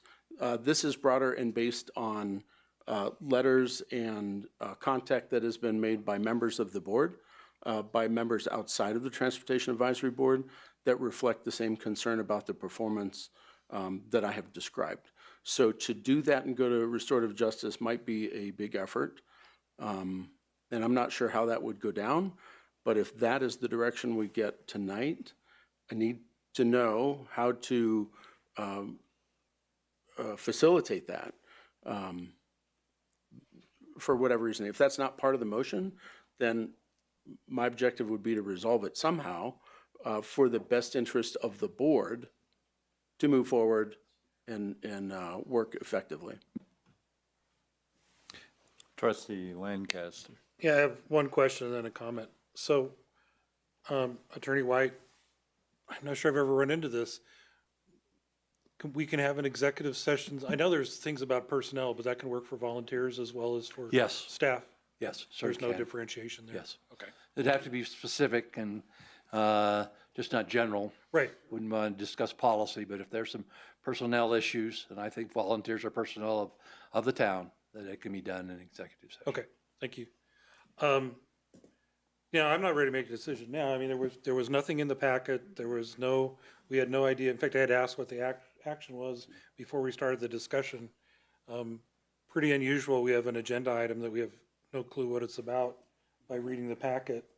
I don't think we tolerate that with other subjects. And if there was something there to read beforehand, I mean, I'd love to go back and look at some of the videos and see what's going on. But and I understand, Trustee Agel, you're trying to walk that thin line of not making it personal or making it seem personal or get into personnel items, but still, you can't be specific enough for the rest of us that are kind of clueless, if that makes sense to you. So I do think giving a chance to just be worked out and see what the issues are, and then maybe have a solution come back, and if that solution is changes in staff or that people want to leave or voluntarily leave the board or stay, or things can be moved ahead. I think giving them a chance to take a look at that will be fine. But right now, I don't think there was enough information presented for us to take some kind of action. It was just way too vague. Trustee Hazelton. Yeah, thanks, Trustee Lancaster. I had written down a few of those same notes in my comments that I just, wasn't really quite sure what we were going to tackle. And I think I had heard, previously that there might have been some other elements to this topic that haven't come up. And I know Trustee Eigel said some things had changed. So I agree some additional information would be extremely helpful. Also because, I think I've had some conversations of seeing this on the agenda, but I haven't clearly had the same ones that you've had. So it would be really helpful to understand and to see that so that I can make, kind of a well-rounded decision. And I think that's where process is so important in this, and what we do on this board is making sure we all have access to that information. And I know better than anyone probably right now what it's like to have to present something delicately that can be taken really personally and is really challenging to bring before. So I understand that. And I also understand wanting to make sure that I have the full kit and caboodle before I head in the direction of making a decision and deciding if it's about decorum versus bylaws or really just being able to make sure that we've explored this in the most well-rounded way. So that's where I would stand here. If the original motion did have a second, I would be voting no tonight simply because I don't feel like I have the ability to make that decision yet. But a continuation and an attempt at a restorative practice, I mean, I'm naturally inclined to that being the liaison for restorative justice, but that to me seems more to follow our process and fair and due process for our community. Trustee Brown. And I just want to say, just so you know, I'm not necessarily opposed to your motion. It is kind of this preliminary thing, and frankly, I want to hear an unvarnished view of this from you in an executive session. I don't want it to be a public thing like this through here. And, if restorative justice is successful, maybe that doesn't even need to happen. But if it does, I certainly would call, if it's not resolved through restorative justice, I would want an executive session to discuss it. And I think most of the other board members would feel the same. And I think we leave it up to restorative justice to figure out how that gets structured, who has to be there, because I suspect it's more than just the two of you. I think there are others that might need to be involved in that discussion. Some of the letter writers, some of the people on the board, and we need to take advantage of a resource that we have in this community that can be very valuable.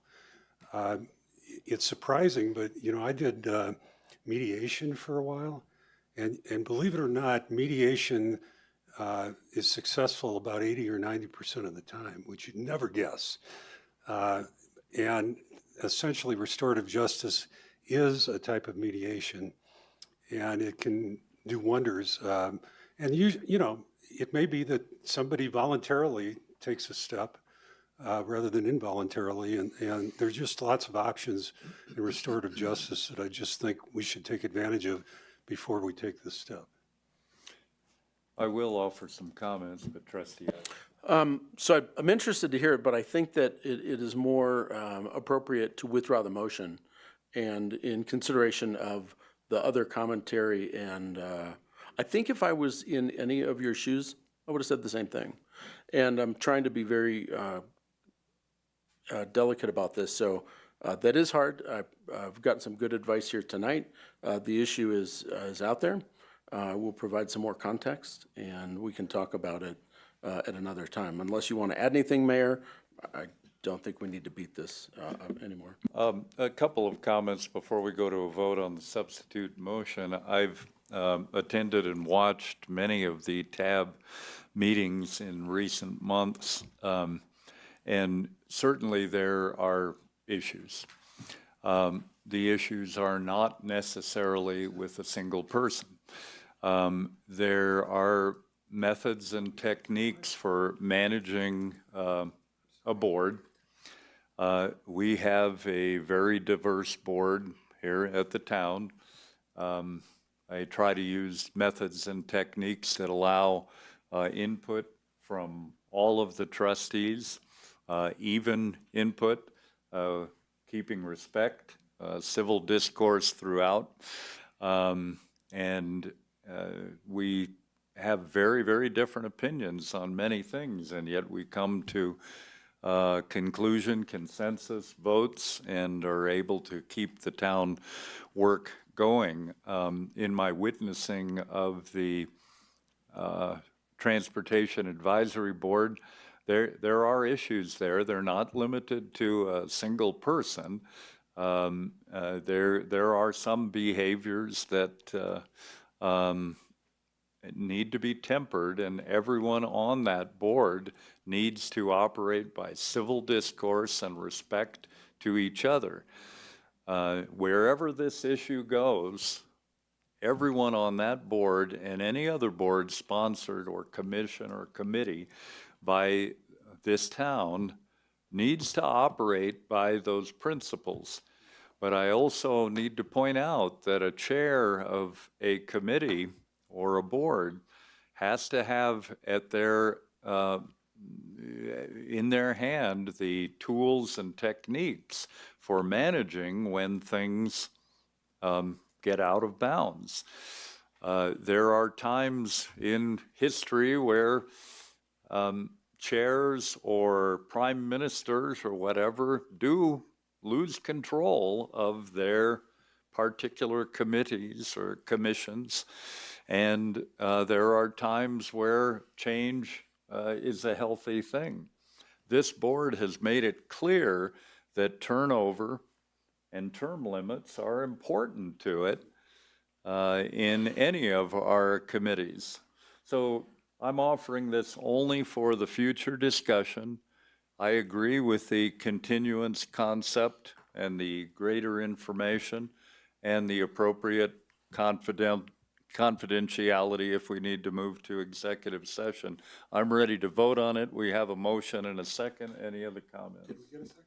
I seconded it, We yeah. did But get it. can we just confirm the restated motion is to Yeah. continue this item to a future board meeting? And then there was additional commentary about potentially examining that in executive session and restorative justice practice. Yeah. I guess you need to turn that on. Yeah, continue it to a future board meeting. And in the meantime, make a referral of the parties to restorative justice if they're willing to engage in that process. And if not, or if that process is not successful, that we would revisit this at a future board meeting in executive session. I'd just like to emphasize, and Trustee Brown has stated, if they are willing, you do not have the legal authority to order No, I know, restorative that's justice. exactly right, I get it. Thank you. Your second? All right. In that case, we can go ahead and vote on the substitute motion.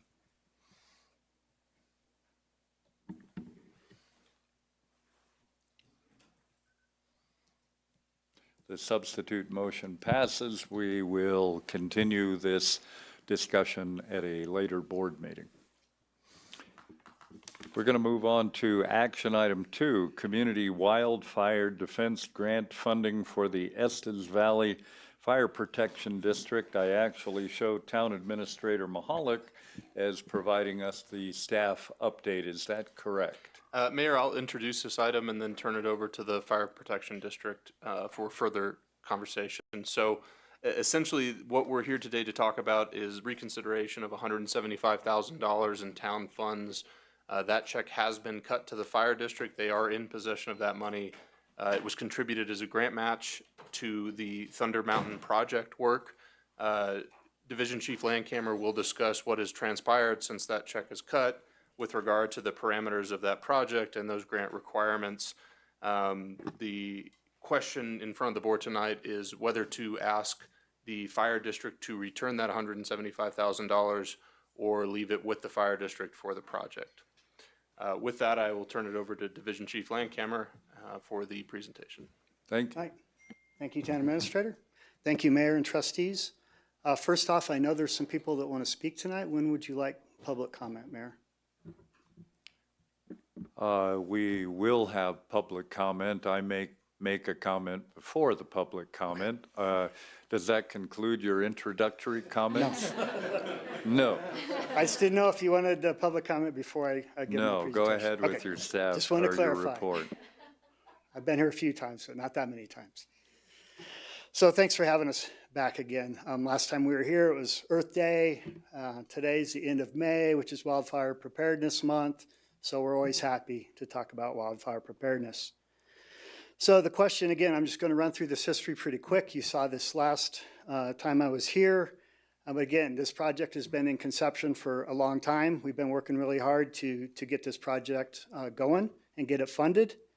So you can see those dates in there. July is forest inventory. July of 23, there's forest inventory. Thunder Mountain Unit 1 was completed over the time between 23 and now. September 23, the prescription was written for this project. And then the town grant writer, along with Willen from Estes Valley Watershed Coalition, wrote the grant and applied for the grant. We were originally notified in May of 24 that we were going to receive this grant. We brought that immediately back to the town board. So on the June 11th town board meeting, June 11th, 2024, is when the town board approved that request for that 25% match of $175,000. And that was a unanimous decision by this board. So I just wanted to remind you of when that happened. And again, we're looking at the overall risk of our community. With this project being in what would be labeled as the Windcliff area up there, this is a high impact area on the southwestern corner of our community, identified as high risk. And that's why we're focusing on any projects we can piece together in these types of areas that we get the most bang for our buck. And again, those prescription goals, we want to keep fire behavior on the ground if we can. It's easier for us to deal with in a positive way. Promote forest health and wildlife health as well in these forests. And we want to increase the resilience of these areas' natural disturbances and severe weather events. And again, reestablish openings, create some, this word I don't know, again, spatial heterogeneity. I've got some other smart people here that might know what that means, among the various species of trees in the project area. And again, we're going to attempt to coordinate Town of Estes Park parent communications, do some power line mitigation work in that area. The map shows you the hatched area is the project area, Unit 2 and Unit 3. Any questions about the project area? Yeah. So again, the original grant application required that we provided that 25% match, which the town stepped up and did. Again, that final grant approval was delayed until February.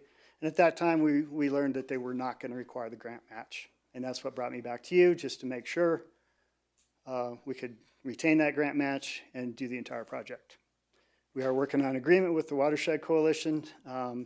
They have a portion of the matching funds, and the fire district will be doing project management, grant administration, so, as well as help on the grounds where we can. I want to highlight the partnerships that were formed throughout this process. Again, Town of Estes Park, Estes Valley Watershed Coalition. I really credit them with getting this project off the ground. Their communication with partners and the community really helped get it going. Lumber Conservation District provided a forest inventory along with State Forest Service, a prescription, and they administer the grant. It's a pass-through grant through the State Forest Service. Also, when I talk about our federal partners, the Forest Service and Rocky Mountain National Park, they are active participants on the boundaries of our community doing mitigation projects. So it really makes sense for us to do mitigation projects that tie into their projects. This map is just a reminder of the wildland fires we've seen since the year 2000 in our area. That's a lot. Thanks for the PTSD. Sorry. I thought it was, you know, it's a subtle picture. I didn't know pictures of flames or anything like that. But just to remind this group that there's been a lot of wildfires since 2000. And we, Estes Valley Fire District, has been a participant in battling many of those throughout those years, even out of our district.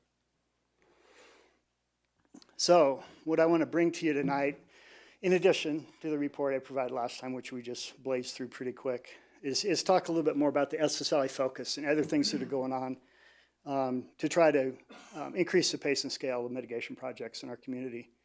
Our winery project, which is completed, we had final input on the final draft April 7th. We're waiting on the final report, but they did a research project surveying 1,000 residents within our valley to kind of get a feel for where our community is and what they know about wildfire and home ignition zone protection.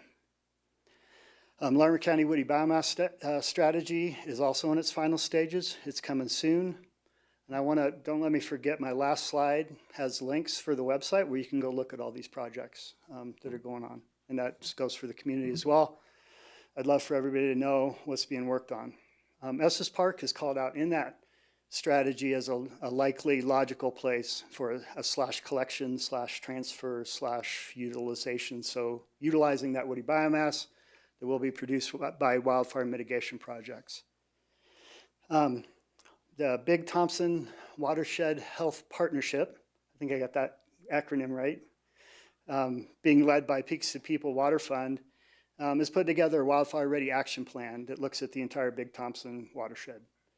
And again, in that plan, a lot of the projects that have been lined out and mapped in that project as it's moving forward are in the Estes Valley. We're going to be the focus of a lot of mitigation work. So I want us to be prepared to handle that. I want us to be prepared to successfully retain grants to help us get this work done, and I want to keep us moving forward. Questions about any of that? Yeah, John, thank you for the presentation, and thank you, Fire District, for bringing it to our attention. It could have been hidden, perhaps. I'm glad it wasn't. That's speaks to your integrity. I appreciate that. Talk to us a little bit about the priority of fire mitigation projects in the community, because there are going to be some people, I suspect, that think, oh, well, we're only helping this one neighborhood. But I am sure that this is a prioritization based on how you think fire might travel to affect the rest of us. You know, and in addition, I suspect there will be more fire mitigation projects that we will be asked to fund. And I'd kind of like to understand the priority of the various areas that you think are most important for this. With respect to your question, I don't think he's done with his presentation Oh, I'm yet. sorry. That was an intermediate question. Yeah, he was just asking about that one slide, I think. So if you could continue. Sure. that- And I think you'll get some more hold that. context. Yeah. There's not much presentation left. I wanted to keep this fairly brief tonight. The other projects that we got in the other grant projects we have in process are that furworm grant, and that again is paying for half of our educator salary. So that's been a very successful program. Building the, now I'm going to struggle for the word. I look at Logan and I'll get it. The ambassador program. That's all I had to do. I'm getting the ambassador program off the ground and getting our HOAs involved. Co-swap, they will be here in June 23rd to start an 8-week project on town-owned land on Prospect Mountain as well as fish hatchery property. And then a Larimer County OEM mitigation grant. I want to mention that 9 Estes Valley HOAs or /POAs were awarded a total of $30,900. We had 16 apply for this grant from a total pool from Larimer County of 100,000. So we did very well in our community, and that's Larimer County as a whole. Team Rubicon, we're talking about about coming in the fall of 2025 and doing a project on private property on Prospect Mountain. And again, we're looking at ways to protect the critical infrastructure at the top of that hill. So those are some other things that are in progress right now. In conclusion, Chief Capo wanted to come up and say a couple words, and then Division Chief 32 Nathan Hallam wants to come up and give you a perspective of what the park's doing on their side of the boundary. So Chief Capo. Mayor, thank you. Trustees, thank you for letting me speak. Town Administrator. My name is Paul Capo. I'm the fire chief, and I'd be remiss not to come speak to you in support of our wildland mitigation, our fire prevention division, doing a great job, as you've been seeing. Specifically, in the Thunder Mountain Project, our mission states that we will perform and provide fire prevention, fire suppression services to build a safer and more resilient community. And when we make decisions and ultimately ends up at my desk, if we're going to move forward on apparatus purchase or a movement like this, we have to resort back to the mission. And there's nothing more than in our mission stating to support this. You know, our community is hypersensitive to any smoke in the air, as rightfully so, right? As we just showed a slide, but also we've been through some catastrophic wildland fires here that affected some homes. So totally understandable. And I'm very thankful for the calls that we get and the calls that we go on for backyard burning, right? We get calls on clouds. We get calls on clouds as smoke, right? That was so often that they have a name for it. It's called water dog. And Trustee Eigel knows. I came into this community 7.5 years ago, and I didn't know what that term was. And it's because people call for clouds, and we go, and you know, it's no plume to the earth, and it's going away. But again, I'm grateful for that because that helps us jump on things quicker. My point is that our community is I wouldn't say anxious so much, but I'm very concerned about the wildland mitigation threat.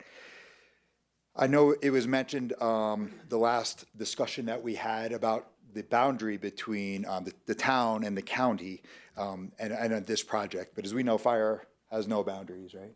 And the avenues that this project that we're trying to mitigate, if we had a fire come out of the west, as we know, it takes 3 big corridors that it can take, would have catastrophic impacts in our town, as we know, that this will affect our town. So in conclusion of my short support, you know, one thing that gives me peace at night, as your fire chief, is as much peace as I can have, right, in my profession, but is not that we did everything that we could do, but that we did everything that could be done. So, thank you. Thank you. I think we have Division Chief Nathan Hallam. Yeah, good evening, Mayor, and trustees, people of the city. So for the Rocky Mountain National Park, I'm the fuel specialist. I started last September, but I've been working, here in the Front Range since 2008. Worked for the U.S. Forest Service, worked on the Boulder Ranger District, been doing fuels mitigation for a long time, 27 years in wildland fire. You were in a wildfire crisis in Estes Park. You all know that. You see it from the fires coming over the hill that have happened. It was called the Asbestos Park when I moved here in 2008. it never burned. I moved here to move my family here so there wouldn't be any fires and I could actually raise a family. Times have changed. Beetles came, wildfires came. People have moved into the urban corridor, the wildland corridor. With this fuels mitigation work that we're talking about here with Thunder Mountain, it's a tag off of 198 acres that I'm looking to get contract and thinned on the Park Service this summer. So we have it laid out, I have the money set aside, but these fuels works don't just know boundaries like we talked about. It needs to go across onto the private. I was here in your local community during the Cameron Peak. Glen Haven, where were we protecting the community? We were in the backyard. We were clearing people's brush from their yards to try to save those homes in Glen Haven. Storm Mountain, the same thing. So the work can all be done up on the hills, but those spot fires can blow into your communities and start a wildfire. So doing field mitigation on the side of where your values are threatened is critical for us firefighters to actually gain access and put the fires out to protect those values that are threatened. It doesn't happen a lot here, so we've fallen, 5 years, we haven't had anything tragic happen. People soon forget, but it's not if, it's when it's gonna happen. And we have plenty of other avenues that fires can move into your area. We're doing everything we can to mitigate that in the park, but also working with your fire department here to get it on the ground in adjoining lands. You also see in the presentation there, I shared, I don't know if it got put in the PowerPoint or not, but projects that we're doing on the park. Oh my gosh, that's really small for you guys to see there. So the first one we have here is for the pile burning. But you can see there's a long, skinny green line in the middle of that. Maybe you can see that, but that is the Thunder Mountain project that we're talking about. Further north, we've done Deer Mountain. We've done stuff on Eagle Cliff. We're burning piles all the way down to Allen's Park. Right now, we got Lily Lake that's going to be finished up this summer. And then this one I'm shooting for starting in August for Thunder Mountain. So that's our pile burn, and that's our projection. I'm hoping to have everything done for pile burning around Deer Mountain this next winter if we get good snow. We burned 3,000 piles this last winter, but the snow was not great. So we did the best we could, but hopefully get that finished off this next year. The next piece you all probably been seeing, we're doing broadcast burning. So you not only got to treat the fuels with pile burning, you got to come back in and you got to do broadcast burning where you're actually putting fire on the landscape. So we're doing that in Rocky. You can see on the eastern edge there, the gray area is what we just burned this last fall and spring. We got about 180 acres total. Now we're moving up into Beaver Meadows, so we're going to be burning Beaver Meadows next fall. And then Eagle Cliff is what I was out hiking, gathering ticks in today. That is slated for next spring. So Eagle Cliff will be the next big milestone. And then we're progressing south from there. So it's a big project, but it takes more than one agency to get it done. So with the help of the park moving in and helping you all with your pile burning, I think these projects work really well together to protect that community. So thank you.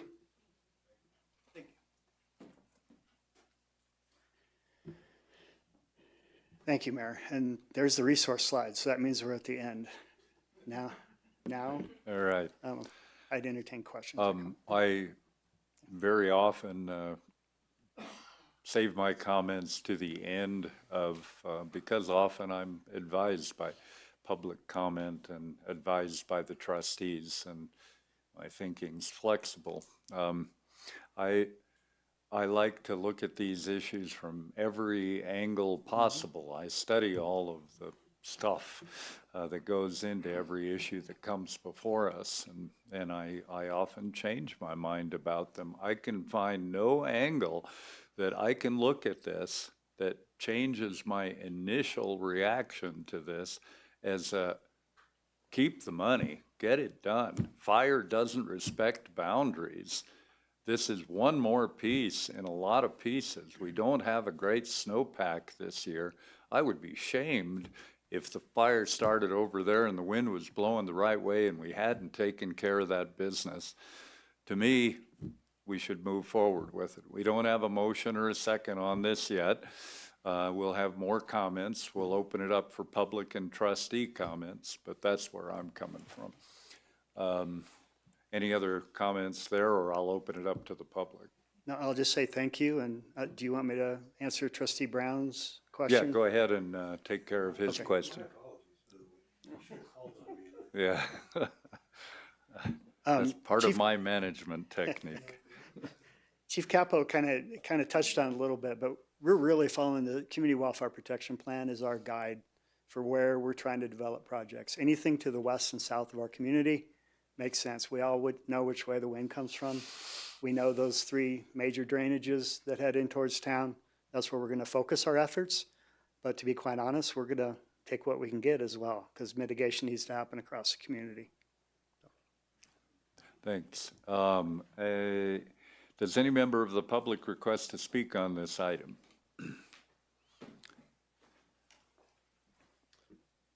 Gerald Mayo, 265 Lookout Street. And Don Preem from Brownfields made the comment the other day that Gerald kind of has an edge to him. So I'm sure Mr. White and Travis can agree with that. And with Trustee Eigel's comments about Mr. Smith, I'm going to come with a kinder, softer approach this evening. And I've had plenty of time to sit here and think while you guys were doing all your work. I have 22 insurance policies. Why would you have an insurance policy? Well, it's to reduce your risk. I could probably take the money from those 22 insurance policies and invested that over the last 34 years that we've lived here and probably been pretty much risk-free. But obviously we don't do that. Susie and I have had to pack up our house twice in the last couple of years, in the 34 years that we've lived here, and I think most of you know where we live. The first time was with the high drive fire. 22 houses were destroyed in 2.5 hours, and that was a very, very fast-moving fire. It's getting pretty close to your house, too. If it would have gone across Elm Road, the only thing between Elm Road and my house is grass and trees. And that fire was moving really fast, and I'm sure if my house would have gone, downtown would have been with it. Then we had the East Troublesome fire. And if you talk to some of these firemen, they stopped that, and you were probably involved, Mark. They stopped that at the Y, and they lost that fire twice. And they just went back down in there with more resources, more men, and they had no idea how they got it stopped, but they did, and had they not stopped it, we would have lost our town. Our fires do come from the west, and it just seems prudent from an insurance from wildfires that the fire department be able to keep this money, because I kind of like my house. Thank you. Are there other public comments?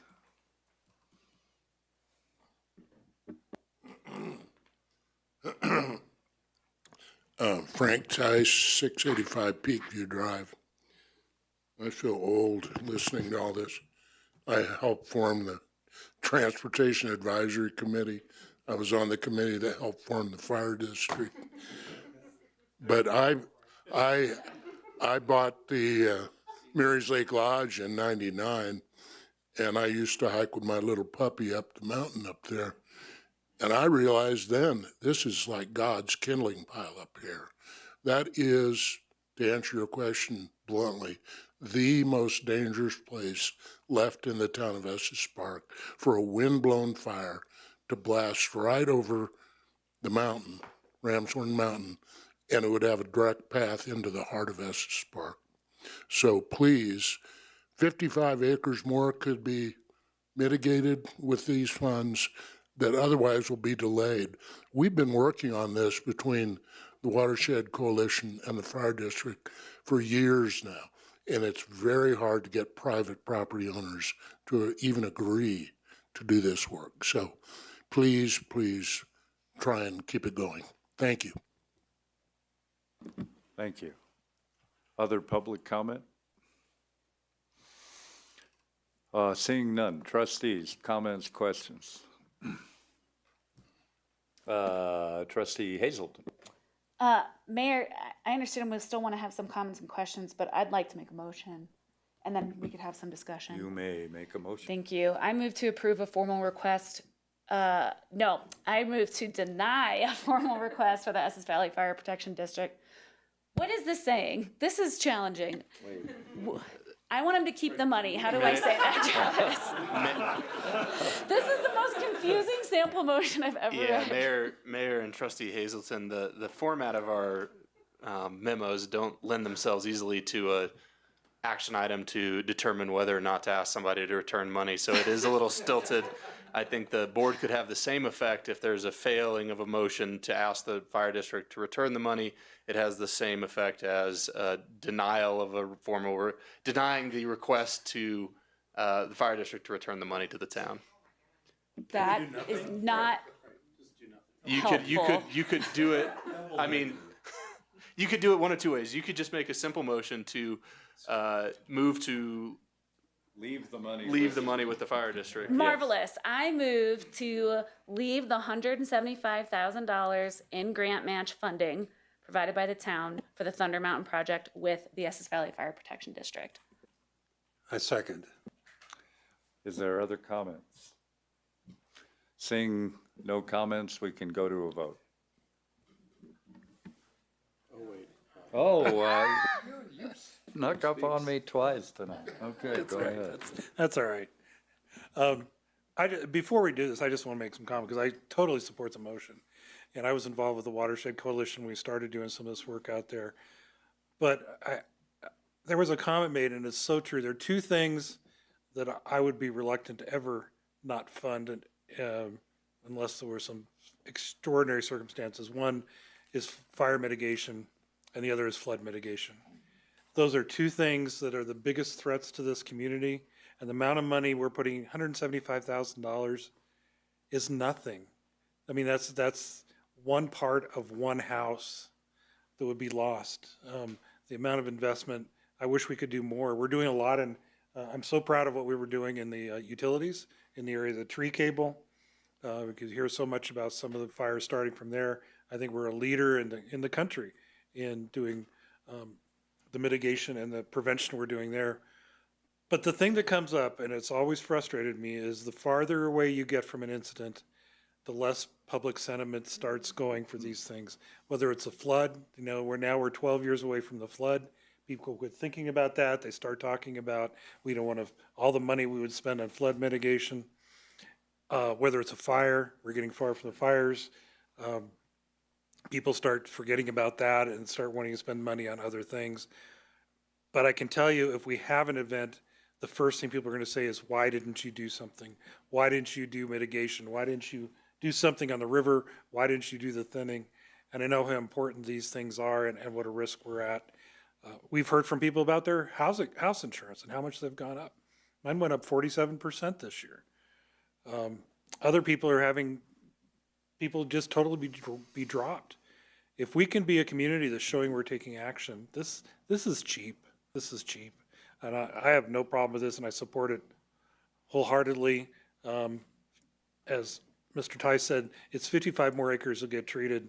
That could be the difference between part of this town burning to the ground and part of it not. So this is an easy decision. Trustee Hazelton. Yeah, I just wanted to briefly add, first of all, this continues to be the most humbling job I've ever had because I've been doing this for 3 years now and I don't know how to make a proper motion for something like this. So thanks for entertaining me on that. But everything that Frank said, I totally echo. And I just wanted to highlight too that I love how so many of these projects are really focused on that cross-agency collaboration, that it's not just siloed in individual organizations, that we're all working together for this greater good, which I very much appreciate. And as Frank mentioned, the ROI on this is absolutely insane.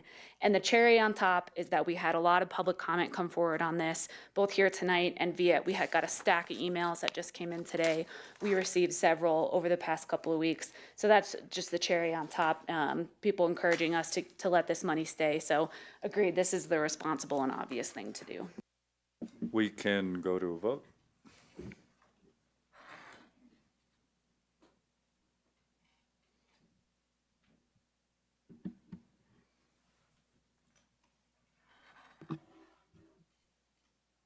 There you go. Keep us safe.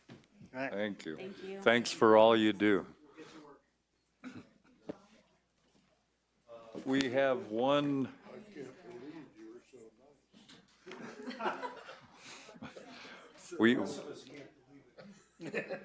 We have one action item left tonight on the agenda, the 2026 Provisional Strategic Plan, which Town Administrator Mahalik will explain what that provisional means and what we need to do. Thank you, Mayor. A couple of years ago, we started adopting a provisional strategic plan early in the year, and the reason for that is twofold. First, it's to provide departments with a formal adopted document to shape how we approach the town board's budget for the coming year. So the 2026 strategic plan, provisional strategic plan, will shape our formation of the 2026 budget. Second, it allows us to better track and report on changes to the strategic plan that come through that budgeting process. So there are instances where there's something that we want to get accomplished, we expect to be able to get it accomplished, and then financial reality sets in. Finance Director Zimmerman tells us that there's no money available and we need to find a way to reduce scope. So instead of coming back to you after the fact down the road and saying, hey, we need to amend your strategic plan, we don't have enough money, we're doing this intentionally to illustrate to the public and to show the public that, hey, this is what we wanted to do, this is what we're actually able to resource. So there will be a final strategic plan coming for consideration subsequent to the final budget that reflects financial reality. It is important to have the board's guidance to staff as we form the budget, proposed budget for you to consider for 2026. So very briefly, this is a product of two town board strategic planning study sessions, March 13th and April 18th. Any changes will be reflected when they come back before the board later this year for final adoption along with the budget. Edits in red, there's two copies. There's a red line copy and a clean copy. Edits in red reflect areas where the board either requested staff devise language or where there was some uncertainty about what it should say. There are a number of areas where we made changes, wording changes, phrase changes that are not reflected in red because there was general consensus from the board at that time that, yeah, that's what we would like to see reflected in the strategic plan. As we've talked about earlier tonight with Deputy Town Administrator's presentation about our high impact project process review, as well as throughout the strategic planning process, staff made an intentional effort this year to narrow and refine our focus and not overwhelm the ability for our citizenry to engage on projects. That did result in roughly a 25% reduction in the number of planned objectives to 2026 when compared to the original 25 strategic plan. I will note that the staff proposed was much lower, but as is natural when we go through these things with the board, other objectives come into the fold. But even with those objectives added, we still saw a 25% reduction in the total number of projects, which means there's fewer projects to have to devote time and energy to on behalf of our residents.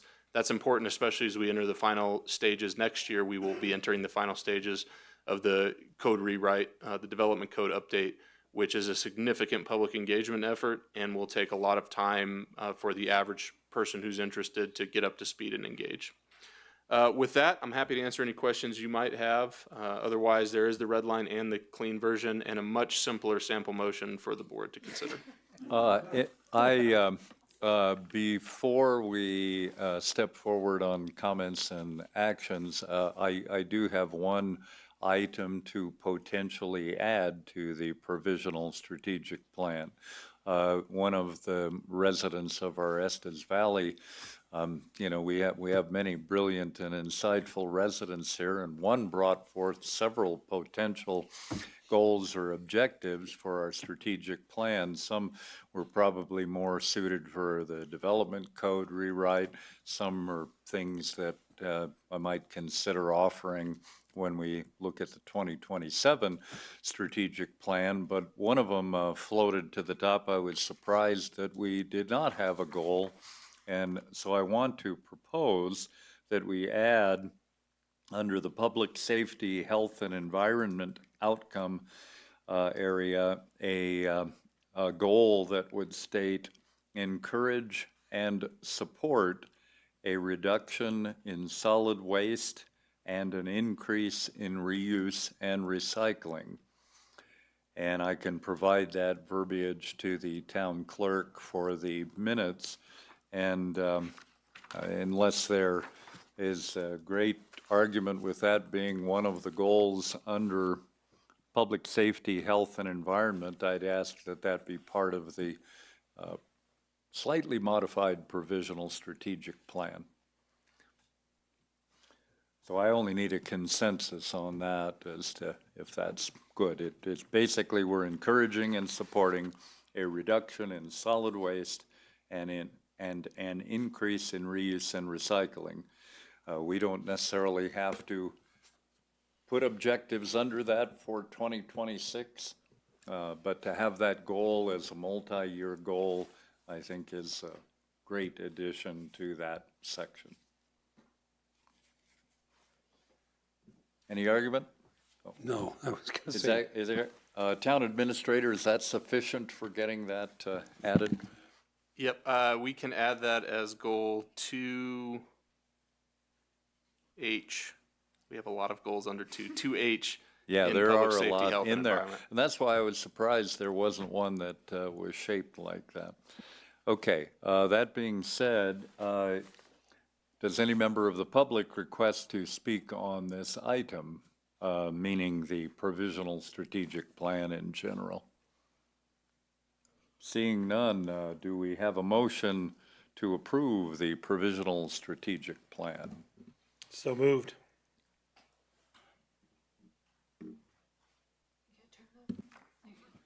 I second his motion. Trustee Lancaster moved to approve the provisional strategic plan. Trustee Eigel seconded the motion. Any other comments? I just want to ask Administrator Mahalik, is this doable? Is this down to a level that staff can do? Because we put a lot in there, and I'd like to hear from staff if this isn't doable, I'd like to hear it. If you think it's doable, that's great. We had that very conversation at the executive leadership team meeting, and we do believe it's an accomplishable plan. We can vote.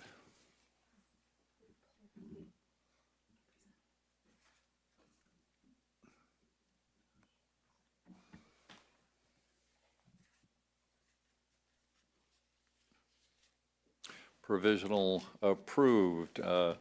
That's all of our action items for tonight. I spend so much time at the schools that I call him Officer Paul now instead of by his last name. Thank you for the protection and all you do for our kids in our town. Thanks to all for getting through our topics. This session is adjourned.